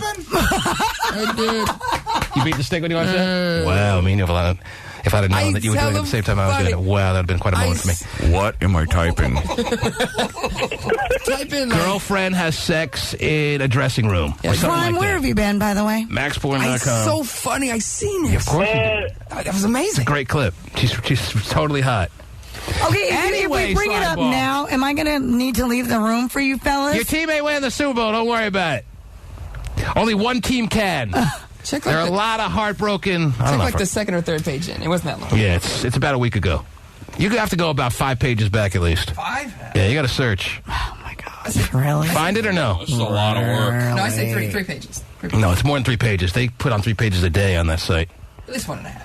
Really? Go back 9 pages. Oh, no, not that far. Put in dressing room. Put in the search. All right. In the search box, put in dressing room. It's right there. You got it? My hot girlfriend in the dressing room? That's it. Oh, jeez. 10 minutes, 25 seconds? The rest of the show's canceled. 4 stars it got. Oh, it's underrated. That's a 5-star easy.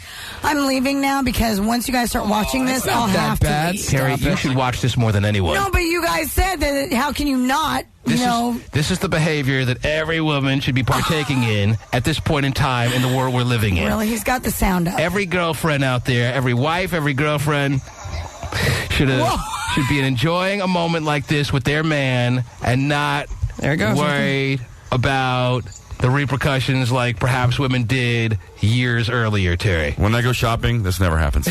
I'll tell you that. Wow. That's good. Terry, you should watch this. You should be in front of the computer that Hotshot is now dominating. Yeah, I know. Well, he took it. He's got you boxed out. He's got me boxed out, took my mic, everything. Throw the elbows a little bit and get in there. I'm good. I'm good. Get in there and learn something. The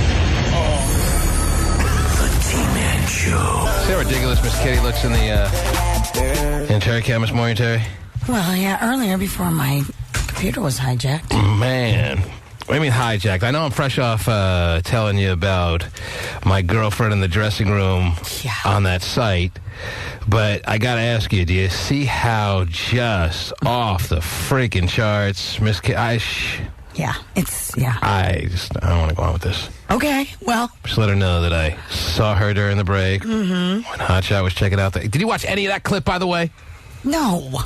Why is there this refusal to watch this clip, which I told you is important, educational, and a vital clip for women to be watching? It's just something that I'm uncomfortable with. Exactly. That's why you need to be watching it, to break down your hang-ups and build up some immunity so that your man could be perhaps, maybe not in the same exact situation, but something relatively enjoyably close to what you should have witnessed during the break for at least a minute of... Can you not watch a minute of it, Terry? It's just too uncomfortable. Seriously, I just don't... She's a good-looking girl.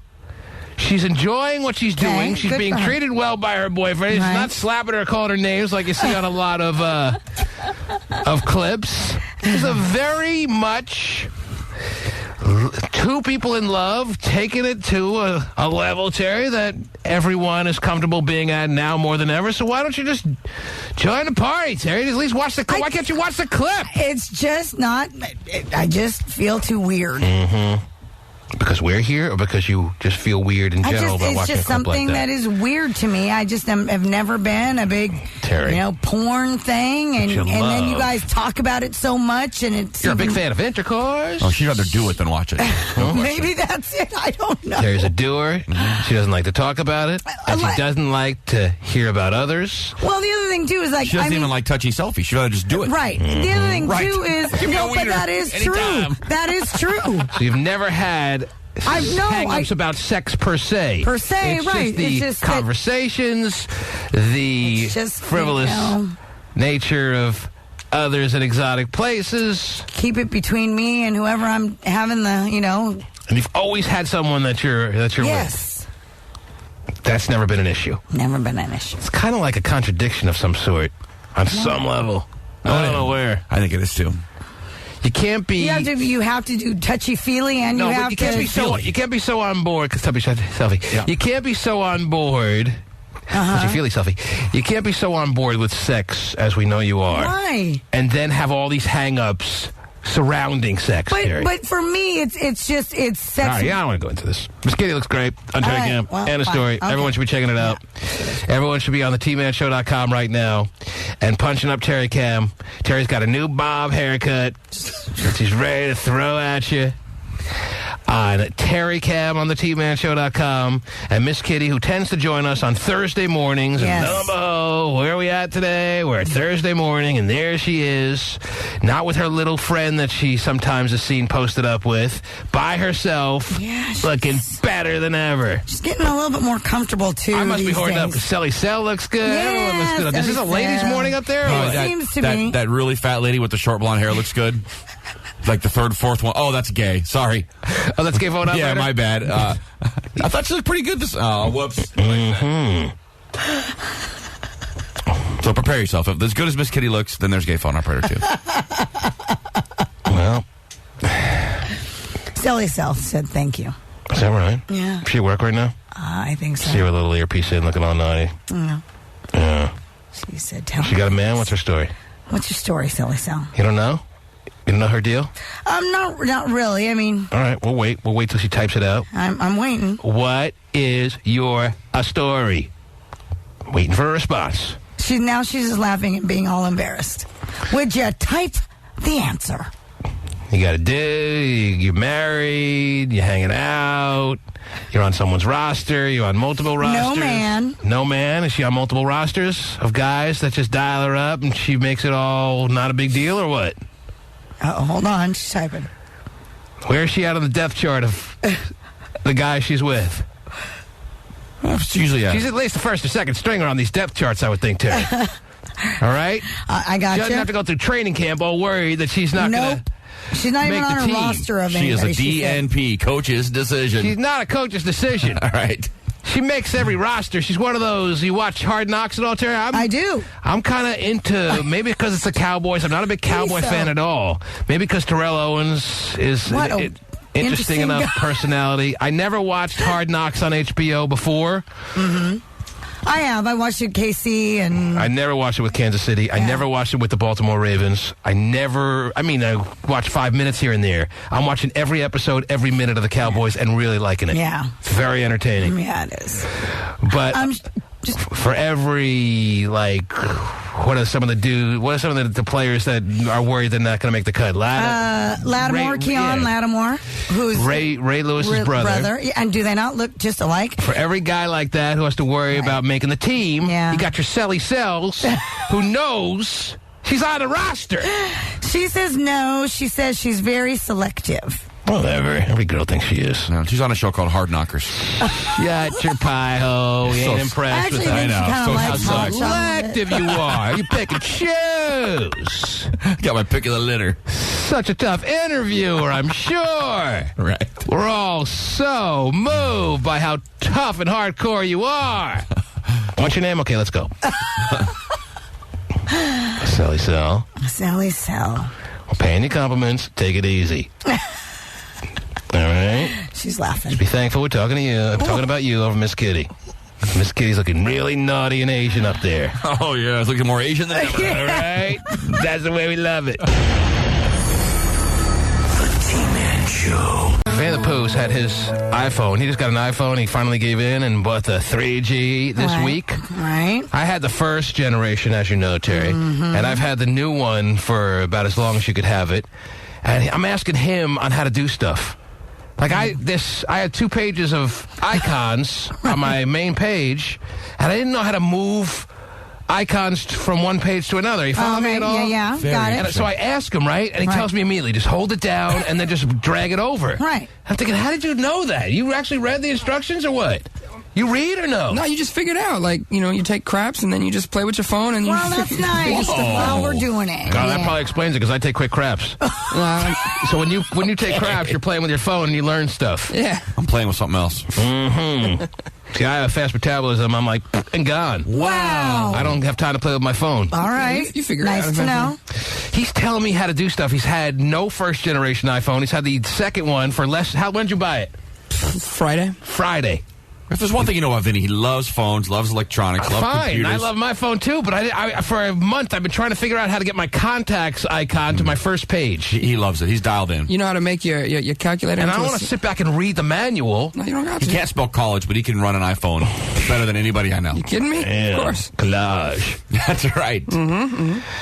Wow, that's cool, man. Thanks for helping. No doubt, I got you. I asked him a question about the Mac during the break. Yeah, there you go. Because we got a text from a friend that we have, and I have my iPhone in my hand, and we're looking at this dude's telling us who we know very well that he just went and got a tooth pulled. He got a tooth pulled yesterday, and all the doctor, dentist, whatever, gave him was Tylenol. He's like, what the hell's going on in the world now that all I get is Tylenol? Tylenol. So he called him back later in the day telling the dentist he was in real severe pain. So the dentist actually amped it up to Tylenol with codeine. Really? He's like, all right, that beats a sharp stick in the eye. And I write back, not by much. Yeah. They're not even giving you Vicodin anymore. They're very skeptical these days. There's been too many stories out there of people abusing prescription drugs that they pull this guy's tooth and all he gets is Tylenol, 1,000 milligrams, 1,000 milligram pills. Guess he needs more, right? Basically, the prescription says on it in scribbly writing, suffer. That's what it should say. You have to carry the load for all the people that are abusing prescription drugs. He got a tooth pulled completely. He's a grown man. Right. And by the way, abusing, very subjective term. Give him Percocet. Give him something. Pull all my teeth, my friend. Okay. I got this hydrocodone. What do you call the synthetic morphine that they probably? It's probably hydrocodone. Probably codone. Codone. Yeah. which is synthetic morphine. It's just like Vicodin, generic Vicodin. No. This is heavier than Vicodin. This is high. Then it's not hydrocodone. This is what they gave me generic morphine. No, synthetic. They gave me the stuff that Heath Ledger OD'd on, the main stuff that he was on. I know he was on. No, I know he was on. He had Ambien in his system, and he had a couple others. He had Xanax in there, but this was the one that was the heaviest of all the drugs. Find out what it's called, my friend. I think it's hydrocodone, but it's not the same as Vicodin. Well, hydrocodone, yeah, that's the same thing. It's just generic. Well, this is something else then. It's a hydra something. But Hydra bringing in a hot shot? That's exactly what it says on the bottle. Okay, good. They gave me that to take home with me from the hospital. Yeah. And I'm just thinking it's kind of weird that he gets a tooth pulled. Not that that's the most severe pain in the world. And they tell him to deal with it with Tylenol. Yeah, it's nothing to sneeze at, though. A tooth getting pulled can hurt like the next day. That's what I'm saying. Yeah. You get the shots in there. That's why I literally feel his pain. Or maybe not literally, but figuratively. Yeah. It's Tylenol. Tylenol. He got to call back and pretending he's in worse agony than he really is, asking for a little help. Although he actually is in pain, but maybe not as bad as he made it seem. But you have to go sell it that much more. Even though you're in pain, you got to call the dentist back and sell how much pain you're in to the nth degree to convince him that you need something more. This really hurts, and the Tylenol ain't doing it. Can you help me out? All right, we'll give you a little codeine. All right. You can buy Tylenol with codeine over the counter in Canada. It's not that big a deal. That's my point. My point is that it's different than it was 3 years ago when they were writing prescriptions like it was nothing. Right. Well, my doctor told me Vicodin's the number one prescribed medicine in the country. But I'm just pointing out the winds of change are happening right before our very eyes. Over the past few months especially, they're kind of clamping down on what prescriptions they're willing to write you. Tell me something I don't know. I convinced my wife one time to call and get a refill for something that she had. It's like, no, I don't want to do that. Come on. And I was like, just call, please. All right, she calls. Yeah, we're going to pass. What's the other name? You need to come in again. She looked like a total loser. What's the other name for the Hydra? There's another name for it. It's called Oxycodone. No. Oh. Dax. Oh, do you have a Demerol? No. They don't even they don't give Demerol anymore. Well, this is more powerful than Demerol. That's what they told me anyway. There's another name for it. The more commonly used name. The more clinical name. Lortab? No. Keep going. I thought I could count on you. Yeah, I know. Of all people. It's not Percocet or Oxycontin or anything? No. Come on. Dexatrim to curb your appetite? Oh. I don't know. I know that's in your medicine cabinet in full force. Pasty's, yeah. Come on. We'll play Name That Drug. Come on. Fentanyl? No. Hydromorphine. When I hear it, I'll know it. Tylenol 3. We've got Terry Count. Way more powerful than Tylenol 3. I was near death. You don't know what it starts with? Give me a drug they give you when you're near death. What was this for your ankle or for your... No, it's not for my ankle. It's for the pain I had for having meningitis. Oh, no idea. I mean, they hit me with spinal taps. I got headaches where my head feels like it's going to explode. They're giving me heavy stuff. What was I on? What did they give me in pill form to take home? Bring it in and I'll be able to tell you. Thanks a lot. You don't even know what it starts with? Wait, hold on. I got some listeners who may be all over this. Jeff, yes, what do you got?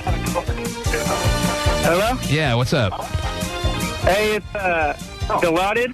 Dilaudid, that's it. Dilaudid. Yeah, what's the name that's on the bottle, though? That's what they were hitting me with, yeah. But what's... Hydrocodone.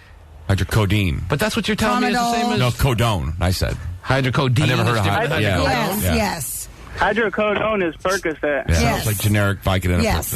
All right, what's hydrocodone then? No idea. It's heavier, huh? It sounds pretty close as far as the name of it, but you're saying... Hydrocodone is like... But I'm right in thinking they gave me some hefty... They let me go home with some hefty stuff, right? Hydrocodone is pretty serious, right or wrong? Right. It's like the main ingredient in like cough medicine or whatever. That's it? He sent you home with cough medicine. Home with NyQuil. Ooh, time to party. They sent me home with Tussin? That's right. Not even Roba. I don't even get the Roba? The generic Tussin. Is hydrocodone a lot more heavy than hydrocodone, yes or no? Yes. Okay. It is? So don't be throwing cough medicine out at me. Dilaudid. No, it's like... Dilaudid. Yeah, Dilaudid. Dilaudid, right? Yeah. That's what they were hitting me with once I started to recover a little bit more, but it's some serious stuff. It's more hardcore than Demerol. Okay. Yeah, be careful with it. That's what they say Pimp C died from. Because I asked them, because sounds good, bring it in. Yeah. I asked them specifically about Demerol. I'm like, is this as serious as Demerol? They said, oh, it's way more potent than Demerol. And we don't even, they said we don't even prescribe Demerol anymore. Really? Pretty good. Hey, Demerol's kind of weak. I thought it'd be better. Somebody in the chat room says Dilaudid is hydromorphine. Well, I don't know. It doesn't sound right. I think it says... I don't know. I have to check it out on the bottom. But the moral of the story is save some for when you're better. Or rather, just bring it in for hot shot. Yeah, I'm afraid of it. Really? Yeah, I was pretty hallucinating in the hospital. Oh, it's that good? Yeah. And he said... You said who died? Well, holler at your boy. Pimp C. Pimp C. Yeah, I can't be doing it like that. Not on the air. That's what Wayne drinks all the time. Yeah. No, not on the air. No, I can't be handing it out like that. Dilaudid the head singer. Yeah, it was. Really? Yeah. That can't be true. And you know what? I needed every bit of it when I was in serious mode in the hospital. Wow. I needed every last drop. Really? Yes, I was in serious pain. I believe it's stronger than morphine, too. It probably was. I don't know. I just remember there were calls people said they had with me in the hospital that I don't remember. And I needed every last drop of it because I was in serious mode. I was in serious pain when I was in the hospital a few weeks ago. That's pretty good to me. And they gave me something almost as strong to take home with me. But I'm a rhinoceros, man. It's not going to do that to me. I'm not worried about it. You have done, I missed that part. Well, you're a rhinoceros, but you may have to get it from someone else. I can't give it to you like that. Oh, jeez. Because... That's fine. No, I understand. You don't want the... I don't want him coming after me. You don't want to hook your boy up. I don't need that. I'll sign something. I hook you up with everything I can. I'll sign something. Have I ever shorted you? You're not responsible. Am I on the hook for owing you? You owe me nothing. Come on. I know. I know. It's like I can't buy beer for like an 18-year-old in case he crashes his car and dies. I get it. I'm not dumping it down the toilet just yet, but I ate. If you dump it down the toilet, I will crawl in your sewer system. So don't do that. All right? You don't want me out front pulling the grate off your curb. What are you doing here? Terry, what else is going on out there, please? What else is happening in this world of ours? Well, apparently almost half of all people think that divorce is less likely if a couple lives together before they get married. And that's a change in attitude. Back a few decades, everyone thought, well, if you get the milk free before you buy the cow, that's not a good recipe for a lasting relationship, blah, blah, blah. And now the way people's mindsets have skewed is such that if you live with someone before you marry them, the general population out there believes that's a greater chance for a successful marriage. For a successful marriage. You'll get divorced either way. Come on, who you kidding? You don't live with them before you get married. You do live with them before you get married. The destiny that you're headed for is Divorce City. And fill me up with Dilaudid to ease the mental anguish. In the U.S., 7.6% of people are living together. You know, couples. Barb. Terry? Yes? Barb's in the medical field. Yes, Barb. Yeah, Barb. You're Terry. Okay. Terry. Terry's here. I'm here, Barb. Terry, I want to, you know how they're always talking about kids? They never talk about kids or the future or the politics. And you were worried about them talking about the porn and stuff. Yeah. I had sent these lyrics to this kid, Marshall Mathers, a.k.a. Eminem. Yeah, we've heard of them, about yes. We're familiar. war. And I got these letters back with all these offers, but I wouldn't take any because I got threatened from Saudi Arabia, from the World Trade. Yeah, she's on some Dilaudid. Oh, yeah. That's a great endorsement for it. Bring it in. Producer to come in, and they want, what, $1,100 a minute for the T-Man? Is that about right? Huh? $1,100 a minute for you? Really? She's off on all different tangents. I don't even know one of the things she's talking about. Continue on, though. This is very interesting. So Eminem wrote you back saying he wanted to work with you. Remember Eminem's song, his last one, when he was just outrageously obnoxious? Oh, that one. Yeah. Remember that song? All right. And he was talking about his daughter and all that. Sure. Well, then that one. I had this little daughter kidnapped, and she was 6. Oh, Lord. And she was kidnapped out of Beverly Hills. I love our listeners. At the penthouse. Yeah. So, anyway, like a parent, I had got a disc. Someone slipped me a disc, and they showed me some pictures of her, and then she was telling me how she sneaks to listen to this Eminem, so I didn't know how they did that. So I wrote these lyrics Do you want to hear them? They're only a second. Yeah, I want to hear you. Talking about your daughter, I believe. Like I said, I'll finish that line as I remember my daughter with long hair and dark curls. Her name is Sita. I wonder sometimes if she wouldn't have been better off named Jane or even Doe, because all they've done to her mother is take away her soul. If you could talk to her a little and try to understand, she might say Kefalhal or Schwanik, and I'm one of your biggest fans. Crap. The term means, hi, how are you? And she tells me some of the things she sneaks to do. I love hallucinating listeners, finding time to listen to you. Yeah. So I'll take it to my limit, my thoughts in American Feud, because she's one of your biggest fans, and I really have nothing more to lose. So you say you're a boy in a bubble, let me penetrate your wall, be your ozone layer, and watch you standing tall. It works out like I'm hoping when it's all finally through, she will say Shekron Eminem, and I will thank you too. So Penny, for your thoughts on the Saudi Riyadh feud, because I'm not sure at this point which one she refers to use. So hats off to the Americans and the Saudi Arabians too, because if children are truly our future, then they're definitely screwed and tattooed. So I hear you're a soldier, so welcome to my war. It's a battle worth fighting, so will you help me settle the score? Welcome to my battlefield. I salute you, my friend. You started out in the candy box. Then they called M&M. Barb. What? I was wondering if that was ever going to come to an end, and I guess that was all of it, and this was the lyrics that Marshall Mathers received, that he absolutely felt like he had to work with you. Is that what you're telling us? Yes. Yeah. And you like the way it flows. You had to turn Eminem down, and why was this reason again that you recall that you had to tell Eminem thanks, but no thanks, I won't be getting in the recording studio with you? I didn't tell him it. No, I got all the letters here, but I wouldn't do it when I got threatened from the people in Saudi Arabia from the embassy. You have all the letters that Eminem sent you trying to beg you to go to work with him. No, he didn't beg me. All right, but he suggested that he wanted to collaborate with you. Music department. He got the William Morris agency to write you, to tell you that he wanted to sign you to some kind of contract, or at least suggest that he wanted to work with you. But because the Saudi Arabia embassy had a problem with it, Terry, that's the only reason we've been denied this creative collaboration between Eminem and Barb. I'm a casting director, dude. Oh, you're a casting director, too? I trade. Yeah, you can look me up in the media index. I'm sure I will. What casting... Take 5 Talent Studio. What are you currently casting for at this time? I'm not casting anything. I just wanted to do like a public service announcement. I wanted to do it on the T-Man. And I called, and they said it was like $1,100. But then I heard you asking about the medicine you were on, and I knew what it was, so I called back. Are you familiar with the medicine that I'm on? Sounds like it. Yeah. Why do I take that as the only truthful thing she said so far? Yeah. I don't know. It was Dilatins or hydromorphone or fentanyl. Hydromorphone. Fentanyl. So did she ever answer who she cast recently that we know? She is unable to give us any information on that. Well, yeah, again, we're waiting. You're a casting agent. What's the last movie that you cast for? The last... NBC's Amazing Grace with Burt Reynolds and Patty Duke. The 6 episodes on NBC. And the first thing I did was Dances with Wolves. You're responsible for casting for that show? I found the wolves. I went into the woods, got some wolves, sent them to them. You're going to want these. And they will dance if you pay them handsomely. Barb, you married? You with anyone right now? You're solo? You're by yourself? What's the story in your social life? I'm by myself. My daughter got kidnapped 12 years ago, so yeah, I'm by myself. I do some freelance work, and that's about it. And you're doing well with casting for Burt Reynolds' TV shows. Are you looking for your daughter successfully or no? Yeah. Yeah, I've been looking. Yeah, I've spent over $230,000. She's been in London. She's been in Egypt. They've found her all over the place. Is it from an ex-husband? Pardon? I was never married. Well, how do you know where she is in all these places if she's been... They're sending her pieces of her finger.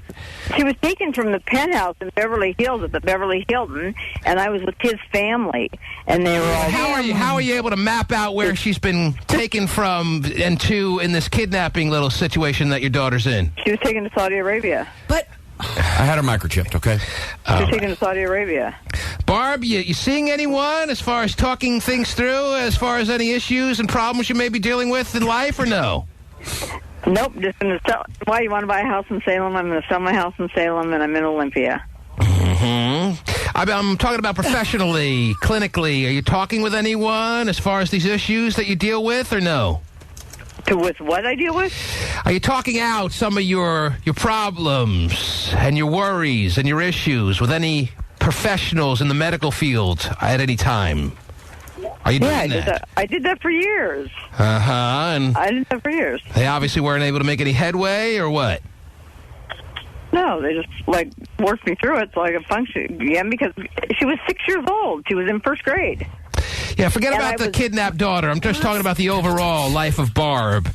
Are you okay? What are you planning on doing today? Let's just ask about your plans for the present moment. What's going on in your life today, Barb? I have 2 acting classes that I teach. One's the dynamics of acting, and one's a little kid's one called That Showbiz. And people pay you to take their children and have you teach them skills in the acting world? Yeah, Dennis Redford, Robert Redford's cousin, is one of my instructors. Well, I thought you're an instructor. I do. I teach some of them, but he's a big draw. And Charlie Schmidt from Fox Kids Club does a lot with him. You got a lot going on there, Barb, wouldn't you say?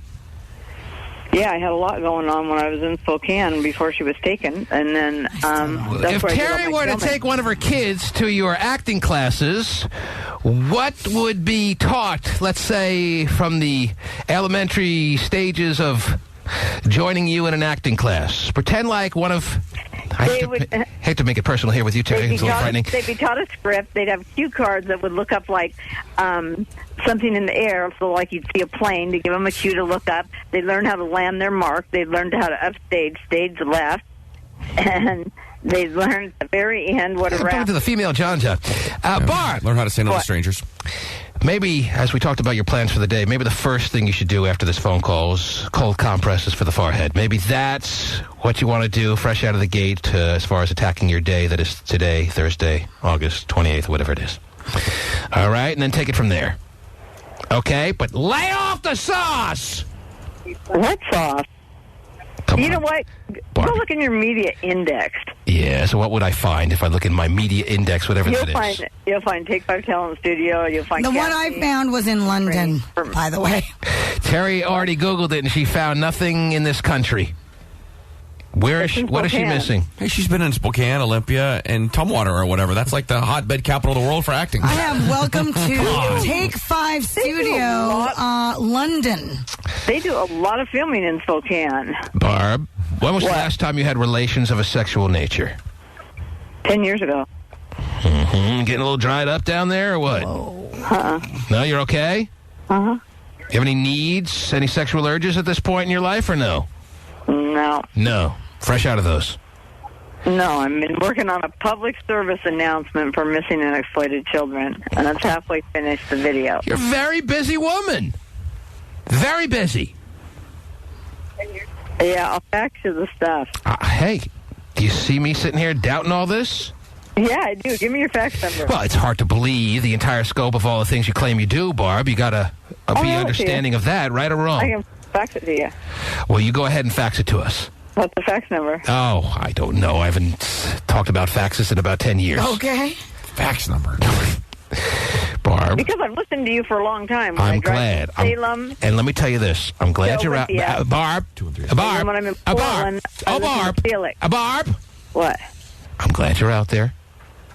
I'm glad we could talk this morning. I look forward to your next call when, who knows, you could be a fighter pilot by then. No.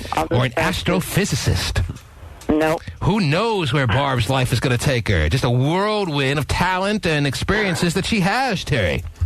Right. No, I did really good. And you continue to do really good, Barb, according to all that you're capable and able to do. It's amazing. I haven't opened my business up anywhere since I left Spokane. I never sold it, but I just do freelance work. Well, think about all you can accomplish by the end of the week, considering how much you've done already. What I'm saying is, you never know what Barb's next mountain to climb is going to be. I can't wait to hear about it. She's like Forrest Gump. Barb, as I said.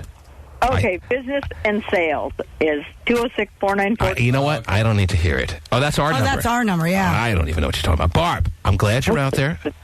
Let's just end by saying, I'm glad you're out there. I'm happy you called. I called to tell you what drug you were on. I love talking to you. You're on. I called to tell you what drug you were on in the hospital. Thank you so much. We figured it out on our own. The guy told you Dilaudid, and then he said hydrocodone. No, that isn't hydrocodone. Dilaudid sounds right.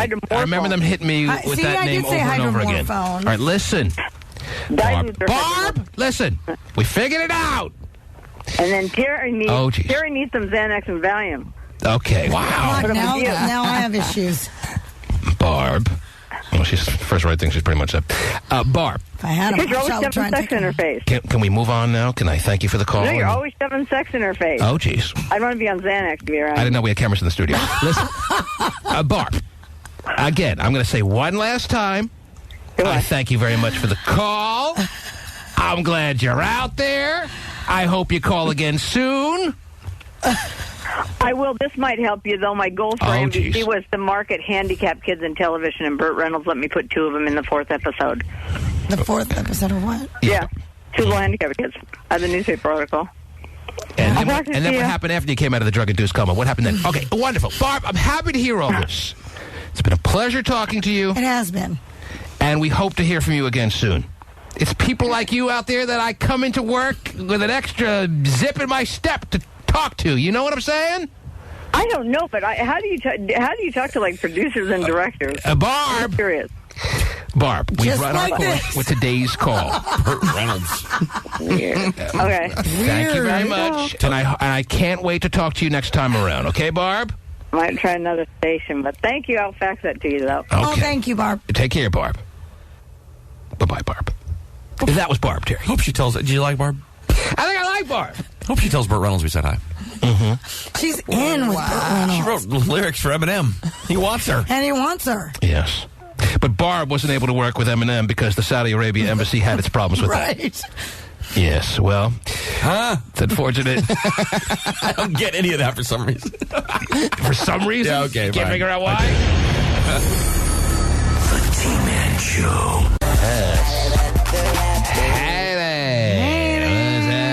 Friday action, long extended weekend. Last official day of summer is here. Oh, I know. And, yeah, if you're gonna... I'm by fast. If you got that white outfit, you can throw it on today. Yeah. Take it to school, take it to work, whatever you gotta do. Because rock it hard. On Labor Day, you can't be wearing white after that. That's the rule. No, we can't. Did you watch Obama do his thing last night or what? I did not. You didn't? I did not. I thought it was like impossible not to watch that. It was on like every channel, invaded the world. Well, I was Man, you would have loved it. He was good. Yeah. I'm sure. I'm did sure good for himself, speaks like a champ, and captivates and inspires and all that fun stuff, and did good for himself, yes. And won over people, I'm sure, and it's on now, baby. Yeah. Him against John McClane, Die Hard 3 with a vengeance. Because the polls had gotten didn't you say frighteningly close with considering what we've gone through the past 8 years. Pretty even, right? Weren't they? And a questionable war and just the economy and a cramper and people who are Democrats are out there going, what the hell, man? How are we not winning this election so far? How is old-ass John McClane tied with Obama? How did George Bush get reelected? Whoa. Well, 4 years ago, people didn't know things were as bad as they turned out to be, I guess. Really? Little America. We knew. They really didn't know. But Obama, yes, was on point last night. Good. Pooh, you saw it? I did see it. Oh, he's got channels now. Of course. Yes, And he does. He's like, why would I have channels? There's only one thing on. He was probably thinking that last night, right? Yeah, pretty much. There's only one show on, all these channels. It's on for hours. God. I'll just watch this then. But McCain is going to try to strike back today and pick a vice president. You watch, he's going to pick a woman. You watch. Think so? He's going to name his vice president later today, and he's going to pick, in my opinion, you are going to see. Terry Free. If she's available. Okay. Condoleezza Rice. No. There's a governor in Alaska that has been speculated. That's the one I wouldn't be surprised trying to get all. Obama didn't pick a woman. He didn't pick Hillary like a lot of people expected him to. So John McCain is going to turn around and he's going to take Sarah, I can't remember her last name from Alaska, Pavlin or something like that. Oh, okay. She's a young lady who is just what he's looking for right now, to get all those Hillary. Yeah, exactly what he's what everyone's looking for. He's a big-time adulterer, man. All those disgruntled... Have you seen his wife? It's not his first. I wouldn't think. Pulled the ripcord on the first one after she got in an accident. 76-year-old dude, and I would do his wife. Never thought I'd say that. But he looks a little Stepfordish to me, He though. does, but that doesn't mean I can't do it. No, I agree. Anyway. I agree. Like, let your hair down. Yeah, he's going to try to go after all those Hillary disgruntled voters, and she's got a conservative way about her, so she is what he's looking for right now in a lot of facets. And don't be surprised if later today everyone's expecting Mitt Romney or one of those old guard kind of Republicans, one of those good old boys. Don't be surprised if he goes woman. He's going woman and not looking back. Mm-hmm. Wow, Geraldine Ferraro. Oh, wow. Don't think so. She's kind of in hiding right now. But wow, all right. Yeah. Keep that. He'll make that announcement later today, so they say. Yeah. All right. Okay. All right. It's going to be awesome. What time's that on? Yeah. So, yes, but more importantly, good deal. What are we doing this morning? All kinds of things, I'm sure. Yes. Can't believe the summer of 2008, that red hot summer that we talked about, just seemed like yesterday. I know. Well, near-death experience, and, makes the summer fly by. Yeah, it's pretty much... flies when you're almost dead. That's right. I've always said that. It pretty much is in the books for all intents and purposes. So make this the greatest weekend of your life. But before we do, we have... 4 hours of fun and frolics, and anything you want to talk about all morning long is fine with me because there's a big weekend ahead of us. So did you watch any football or anything? Because college started, right? Football? College football? Yeah. No, not interested? The game that was on, yesterday, was there a game yesterday? Yeah, a bunch of them on. I don't know. I just didn't feel it. There's some games this weekend that I'm looking forward to. Yeah. But what game was last night? It's like Spurrier's teams at North Carolina State. North Carolina State? Yeah. Oregon and Stanford. Miami last night, I think. Oregon and Stanford? Yeah. Oregon State. Oregon State, okay. Because I know Oregon's playing University of Washington, so I don't think they're playing back-to-back games. No, probably Oregon not. State. Not back-to-back days. All right, yeah. Well, college football gets going this weekend, really. Okay. Don't spoon-feed me a couple of games that I could care less about and expect me to watch. Yeah, but football that matters. Hey, I've had channels for a long time. I'm a veteran of this. You're not going to fool me. We will come back and get things started right after these words. The T-Man Show. I forgot it was Stanford playing Oregon State last night, Terry. You didn't hit me with that. You're bringing up Oregon State. I don't know. It's a Pac. Since when the Pac-10 started such the season off right off the bat? Yeah, they didn't used to. I don't know. Yeah, I remember the days all the Pac-10 schools played Bethune-Cookman in the first game or something like that, or some Boise. I don't know, not State because they're really good now. Well, they never used to be. So yeah, they used to play Boise State, Idaho. Those are the kind of teams you play out the box and win 48-3. I didn't know. I look in the paper. I see Stanford stuns Oregon State in Pac-10 opener. I'm like, what is this, October? Yeah, they really stunned the Beavers. Mm-hmm. You like to take a stab at the Beaver early, Terry? Yeah, I guess so. And if you're successful at penetrating the Beaver this early on in the game, you are out of the box quickly. Got Garrett running for 150, Terry. That's what you were watching? See, I was watching Obama last night, Terry, so I missed, I think most of the country was with me, I have to say.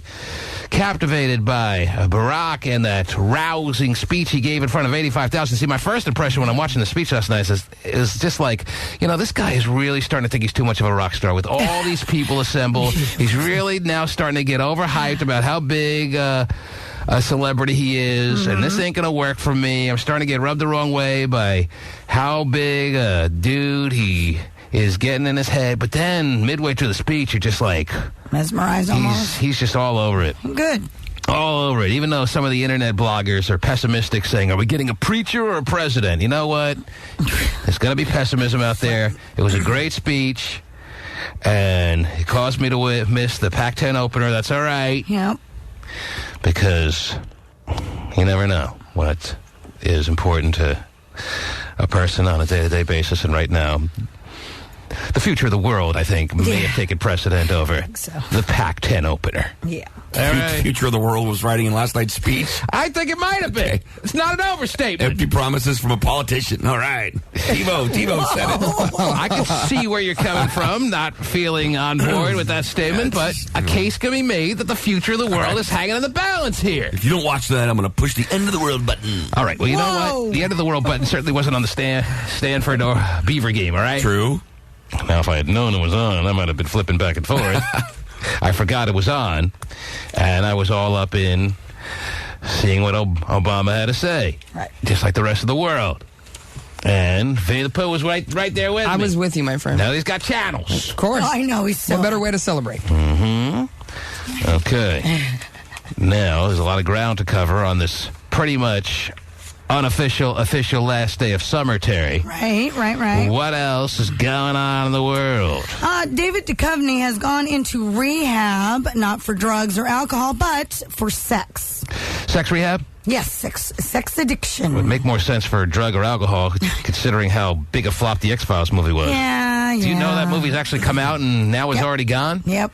Sad. Because I used to be a huge X-Files fan. And you probably didn't even go see it. I didn't. There was no publicity, no notoriety, no real ink as far as people knowing that the X-Files movie was hitting the big screen, and no kind of hype, and it was a disaster. Right. And even X-Files fans who actually did go and knew about the movie being released a few weeks ago were like disappointed like crazy.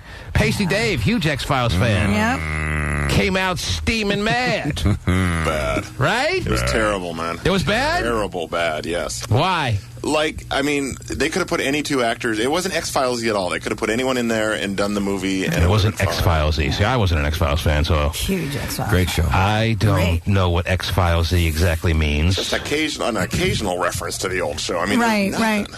Really? None at all? Did it come out the same weekend as The Dark Knight? Because that would have been a bad strategical move there. It was very close, but it wasn't that exact weekend. That's probably why, just being close, you're going to get crushed. I remember kind of wanting to see it and then realizing there's 10 movies I want to see ahead of it. Right. Me too, yeah. Not going to make the cut. Right. I think it was all in the theaters all of 2 weeks or something like that. It was July 24th. just an outright flop. July 24th sounds around the time The Dark Knight came out. Very close. Maybe a week later or something like that. Yeah, that's too bad. And David Duchovny is in rehab for sexual addiction? Yes, for sexual addiction, which is kind of interesting because he actually has a show on Showtime called Californication.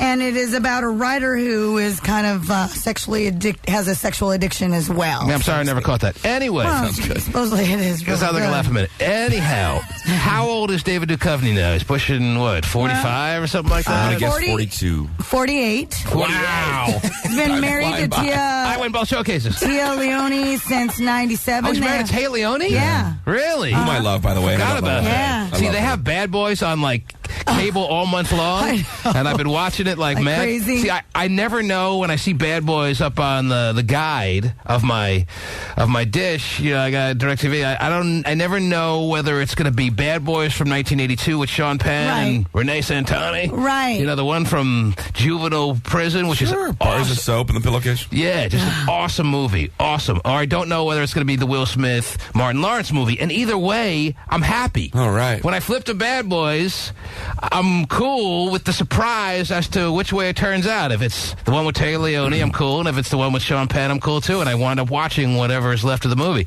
And both movies are on this month. Both Bad Boys. Because they're both named Bad Boys. There's no differentiating the two when you're just looking down the guide grid. Yep. So you see Bad Boys, you flip over, and they're both on cable this month. I don't know if they're both on HBO, but they're both on amongst all the cable movie channels. They're on this month. It's going to be a red hot weekend for you, it sounds like. Whoa! Bad Boys times 2. Right. It's been red hot August. Hey, weren't you just asking us if we were ready for the summer? I mean, weren't you just asking? I know. In between dying, I've been really into Bad Boys. And I'm just about to say, the reason I'm bringing this up is Tia Leone looks so freaking hot in that movie. Yeah. I mean, that movie goes back to 98 or something like that. I don't know when Bad Boys actually came out originally. It was around 97, 98, something in there. I like that guess. And Tia Leone is really first coming on the scene in Hollywood around that time, and she looks really like this airheady hot in this movie. I liked her in that one with Nicolas Cage for some reason. Family Man.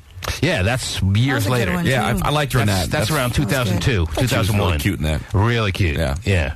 And that's what she was supposed to be. Mm-hmm. And she's very convincing in all the parts she plays. She's actually a really good actress. Yeah, she is.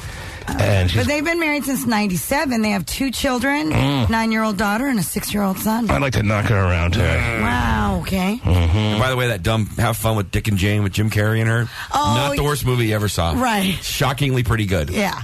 That was good. I would say closer to the worst movie I ever saw than shockingly good. Yes. Really? I saw it in the theater. I had zero expectation for it. That's saw it in the why. theater, had relatively low expectations, and that's where it pretty much finalized. I didn't think it was bad. It wasn't terrible. The shots at Enron at the end and all that's pretty good. I don't remember. I swear. It came out like 3 years ago. Yeah. I saw it pretty much first weekend it opened. There was nothing else to do, I guess, that night. And I left not wanting to, kill anyone. Right. Wow. But I wasn't. They were funny together, though. You saw that movie? Yeah. I didn't think it was bad. I thought it'd be a nightmare. It's one of those movies I saw 2-3 years ago. I really can't remember a single scene in it. Really? Yeah, it was so non-memorable. But I just remember not wanting. I wasn't angry when I left, saying, "Oh, what a waste." I got through it. It was fine. Didn't blow me away in any way, shape, or form. That sounds right. You probably liked it a little more than I did, but I didn't hate it. Yeah. So I forgot she was even in it. Yeah.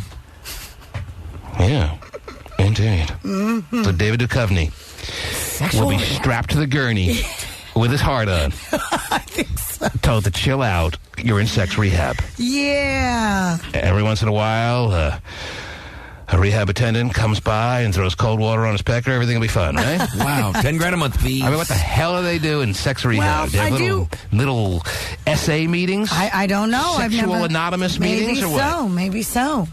But here are I've been a sex fiend all my life.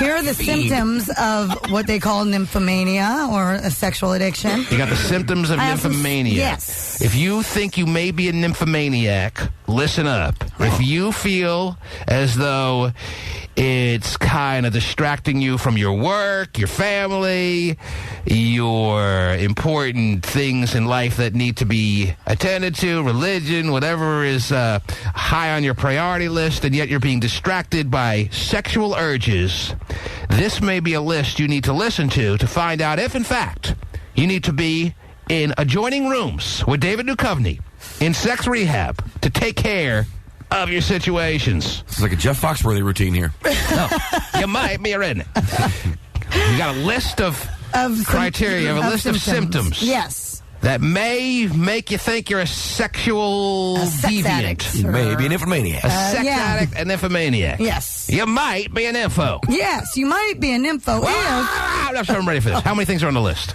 About 10. 10 things on the list. 10 symptoms.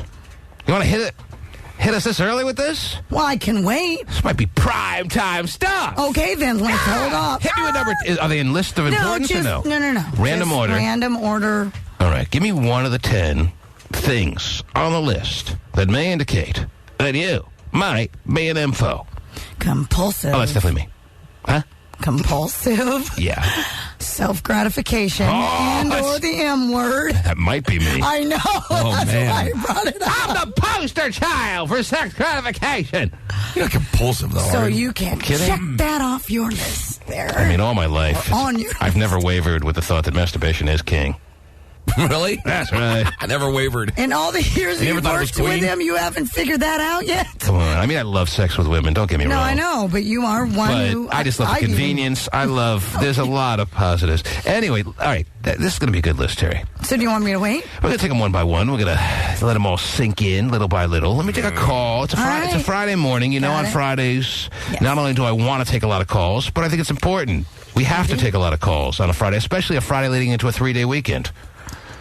So let me see who's on the phone lines at 1-866-663-T-Man. And Adasha has been hanging on for almost as long as, probably longer than the show's been on so far this morning. Is your name Adasha? Adasha? Adisha? Adusha? That's it. Hello, T-Man, I'm here. I have a problem. Adusha, can you hear me? Hello? Hello? Oh, I think there's something going on with the phones. Yeah. Really? Yeah. Oh, okay, wait. How about now? Adusha? Nope. That's not it? She may just not be there. What do we need to do? I hear something now. Adisha. Hello. Oh, there she is. See, we're cool. I did. I figured it out. You got it. After all these years, I can run the board. This button was not pushed. No. No, you're telling me? Hello. Oh, yeah. Chill out, Adisha. We'll be with you in a second. Hey, baby, what's going on? Hello? I told her she couldn't hear you. What? Hello? Can you hear me? Now she can. Adisha? No. Well, she can't hear me now. Oh, we can hear her. I can hear her. Well, figure it out. What the hell? I got you. I can't hear you guys. All right, chill out. Hey, oh, she can't hear me. Hold on. What happened between yesterday and today? Who's been messing with the board? I don't know. Man. Hello? Adisha?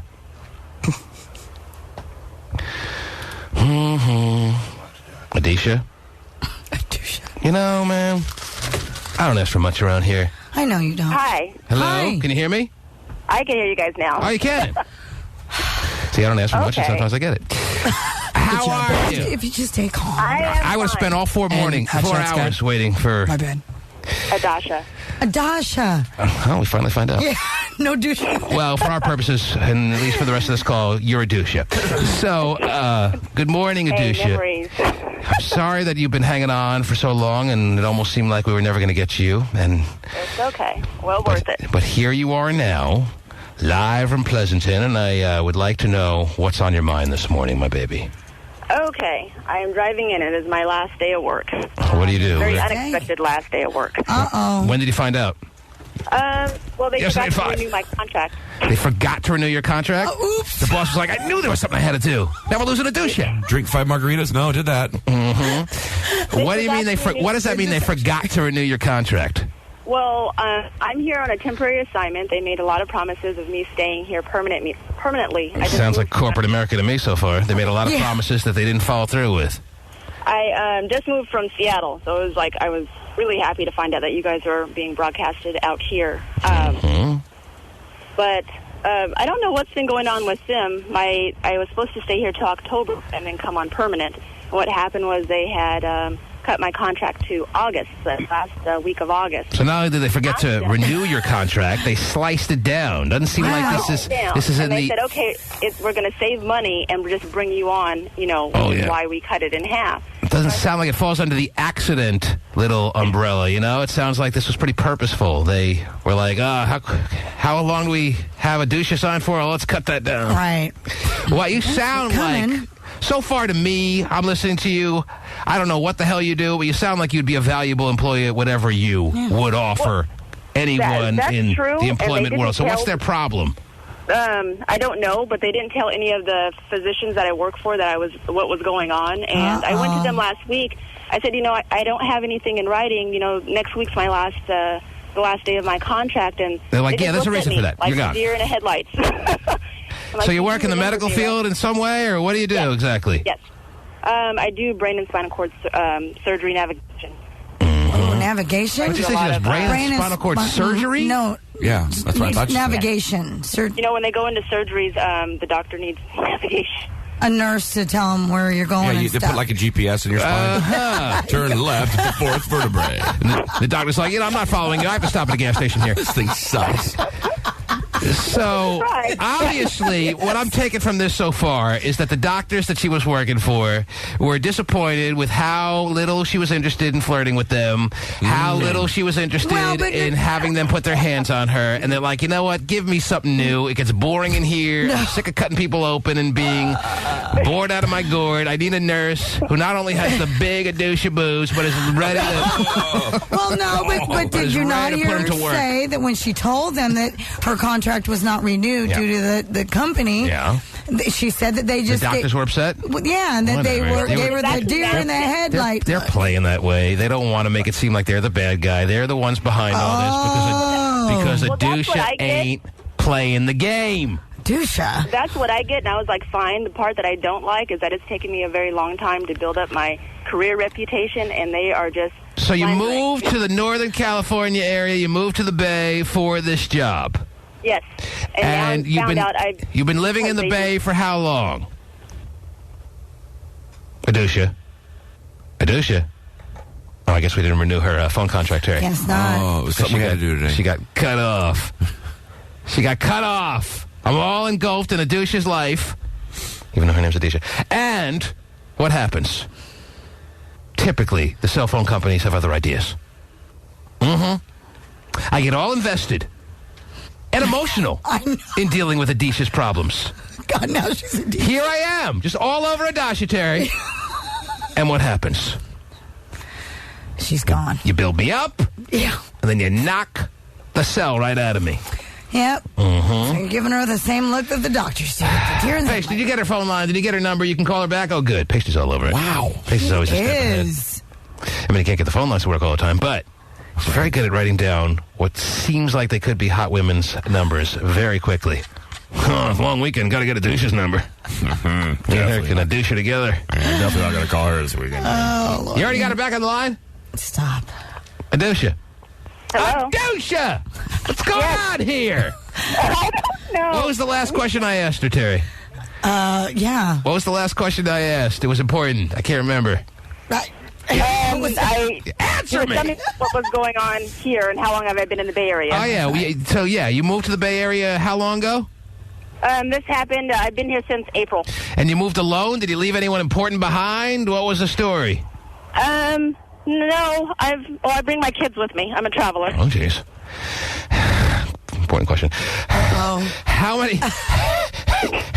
many kids do you have? No. They're two. I have 2 kids. What do you mean, no? Like, what do you think like, it's okay. It's not like Terry. I don't have a whole football team. Well, there's nothing wrong with having as many kids as I have, by the way. No, when you're traveling, it's very hard. You're right. You're making it like nobody's going to be scared off, like no guy's going to be scared off by you having 2 kids. A lot of guys, or at least some guys, are going to be scared off by having 2 kids. So don't be like, no big deal. Just 2 kids. I think it's more my career and my commitment to my career. They're more scared. I understand. How old are they? Packed up her They're kids. 14 of them. They're what? 14 and 11. Really? You have kids that old? How old are you? I'm 30. Oh, your kid's pretty young there. Holy Toledo. So at 16, you're not only laying back and loving it, you are popping out. But you know what? Congrats little for you. Dishes. She definitely has big Adisha boobs. Well, no, congrats to her because she has a great career, and I'm sure at a young age having a child it was very difficult for her. Yeah, look how it's working out. So that's wonderful for you. So a lot of sacrifice. Her kid's 2 years away from where she was when she had a kid. A lot of sex at 15, 16 needs to Adisha, a young and early. Anyway, really? All right, so what are you going to do now? Are you just... Well, I'm going to confront her. My boss did try to call my agency and spread this rumor that I was unprofessional and I lied about certain things. And I'm like, where is this coming from? We didn't hear about this. What is this rumor that's been floating around about you being unprofessional? What are they saying that would indicate that you were unprofessional? What'd you do, according to them? Yeah, I called off work because I have to pack. I just found out I'm moving to Boston. That's my next assignment since I cannot stay here permanently. And it's like, she's hop along, Adisha. My bedroom house, and I have to pack in a week to go to Boston. I was really not expecting to go. So, yes, I did call off, but I don't know how that would be. Your poor freaking kids. All right. Yeah, that must be tough on them. Well, I'm in here. It's my last day of work. What kind of rumor do you think they're spreading around about you being unprofessional? That's the only thing I could think of. I actually want to go in there and confront her. So you don't even know if that's the case?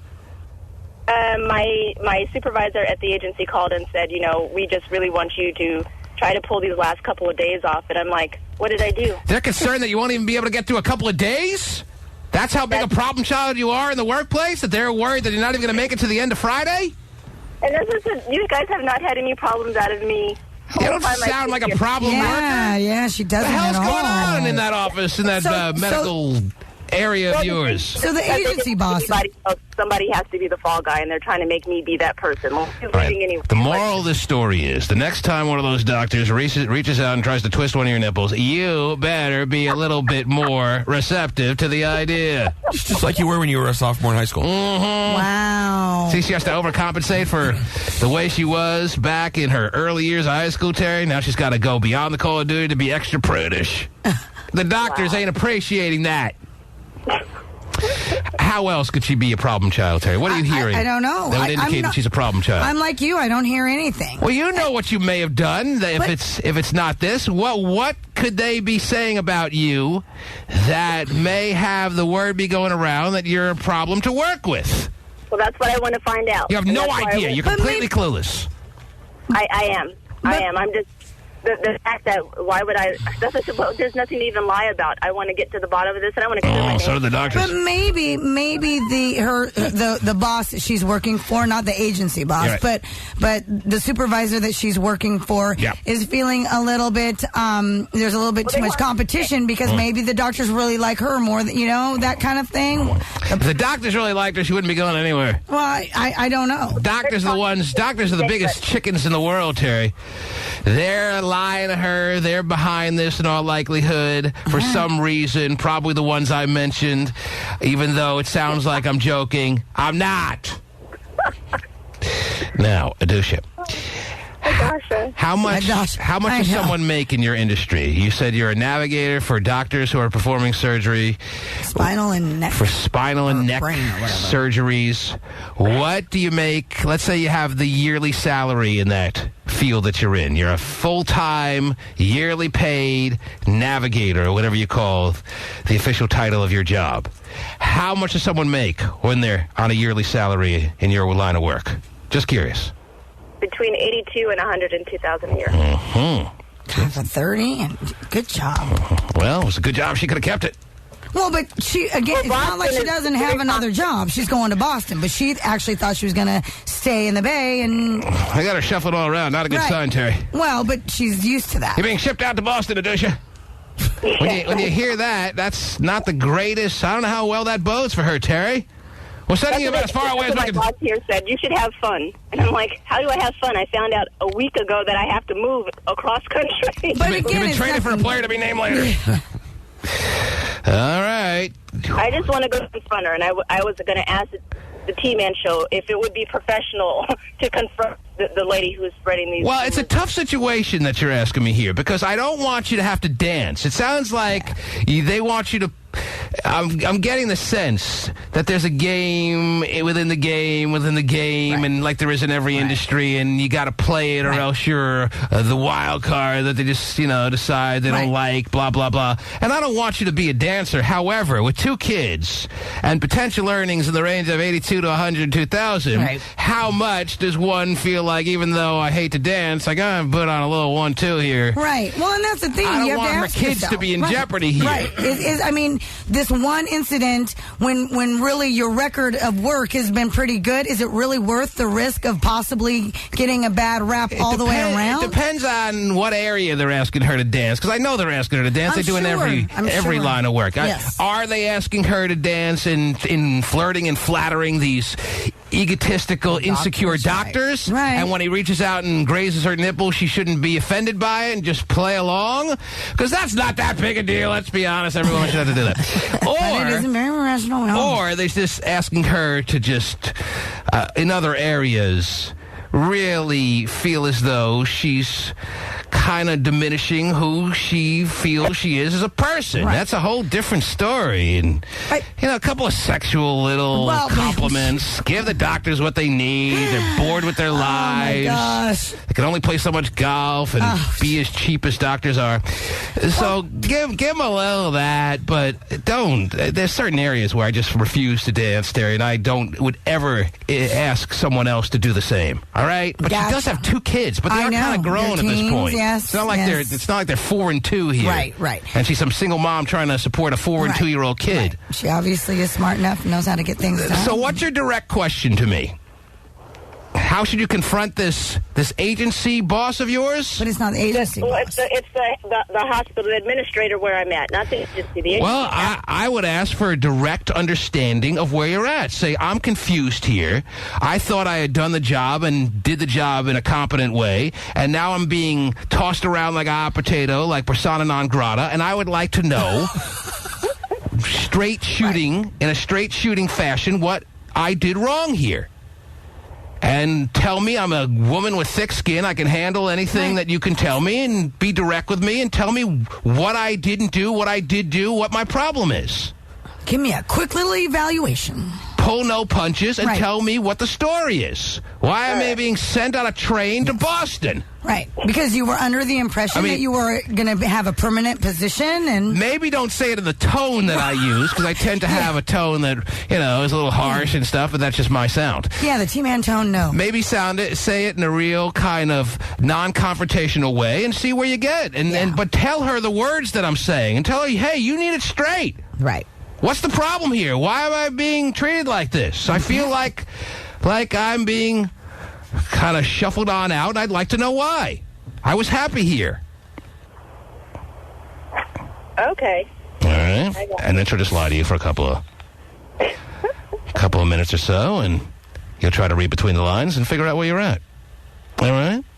All right. Well, thank you. I miss you guys. Good luck to you. You're not going to hear us in Boston. No. You're done with us. Oh, well, stick cam. Mm-hmm. Terry cam. We're moving you up. Good luck to you, Adisha. Yes. Adasha. And you keep in touch, Adisha. All right? Bye, Adasha. That was my nickname growing up. Douchey douche? Yes, douche.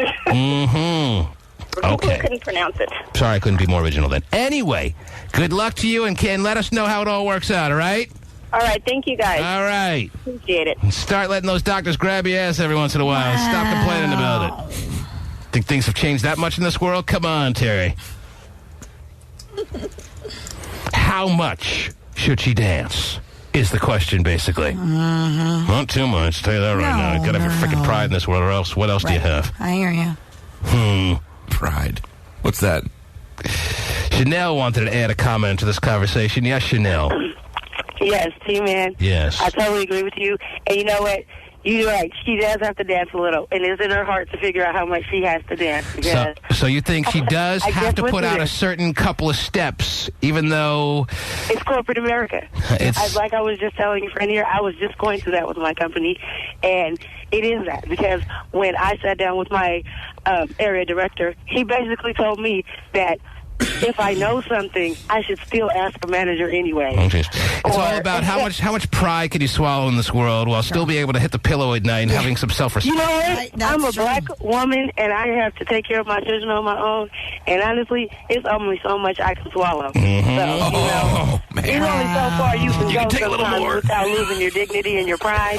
So you really maybe you could say that in your world, but you can't say that on the radio. So I like her idea. Excuse me, sorry about that. You can't use the F word. I know you didn't mean it. So sorry about that. No, that's fine. I say it all the time. Freak it, you know what I'm saying? You got it now. Much better. A little late. Now it makes sense. Totally try to, go wherever. You can sell yourself to the devil with a glass of ice, But if you're really trying to raise your children and have morals and teach them, things, you can't. You have to be able to say, okay, this is as far as I go. There you go. And she's got to figure out where the line is. Where the line is. And then dance to the line, but not over the line is game. It sucks that we have to dance it all, but that's the way of the world, baby. I know. We're all a bunch of dancing fools. Tap, tap, tap. So, Adusha, let us know what you figure out, and you keep in touch. I'm dying enough. The T-Man Show.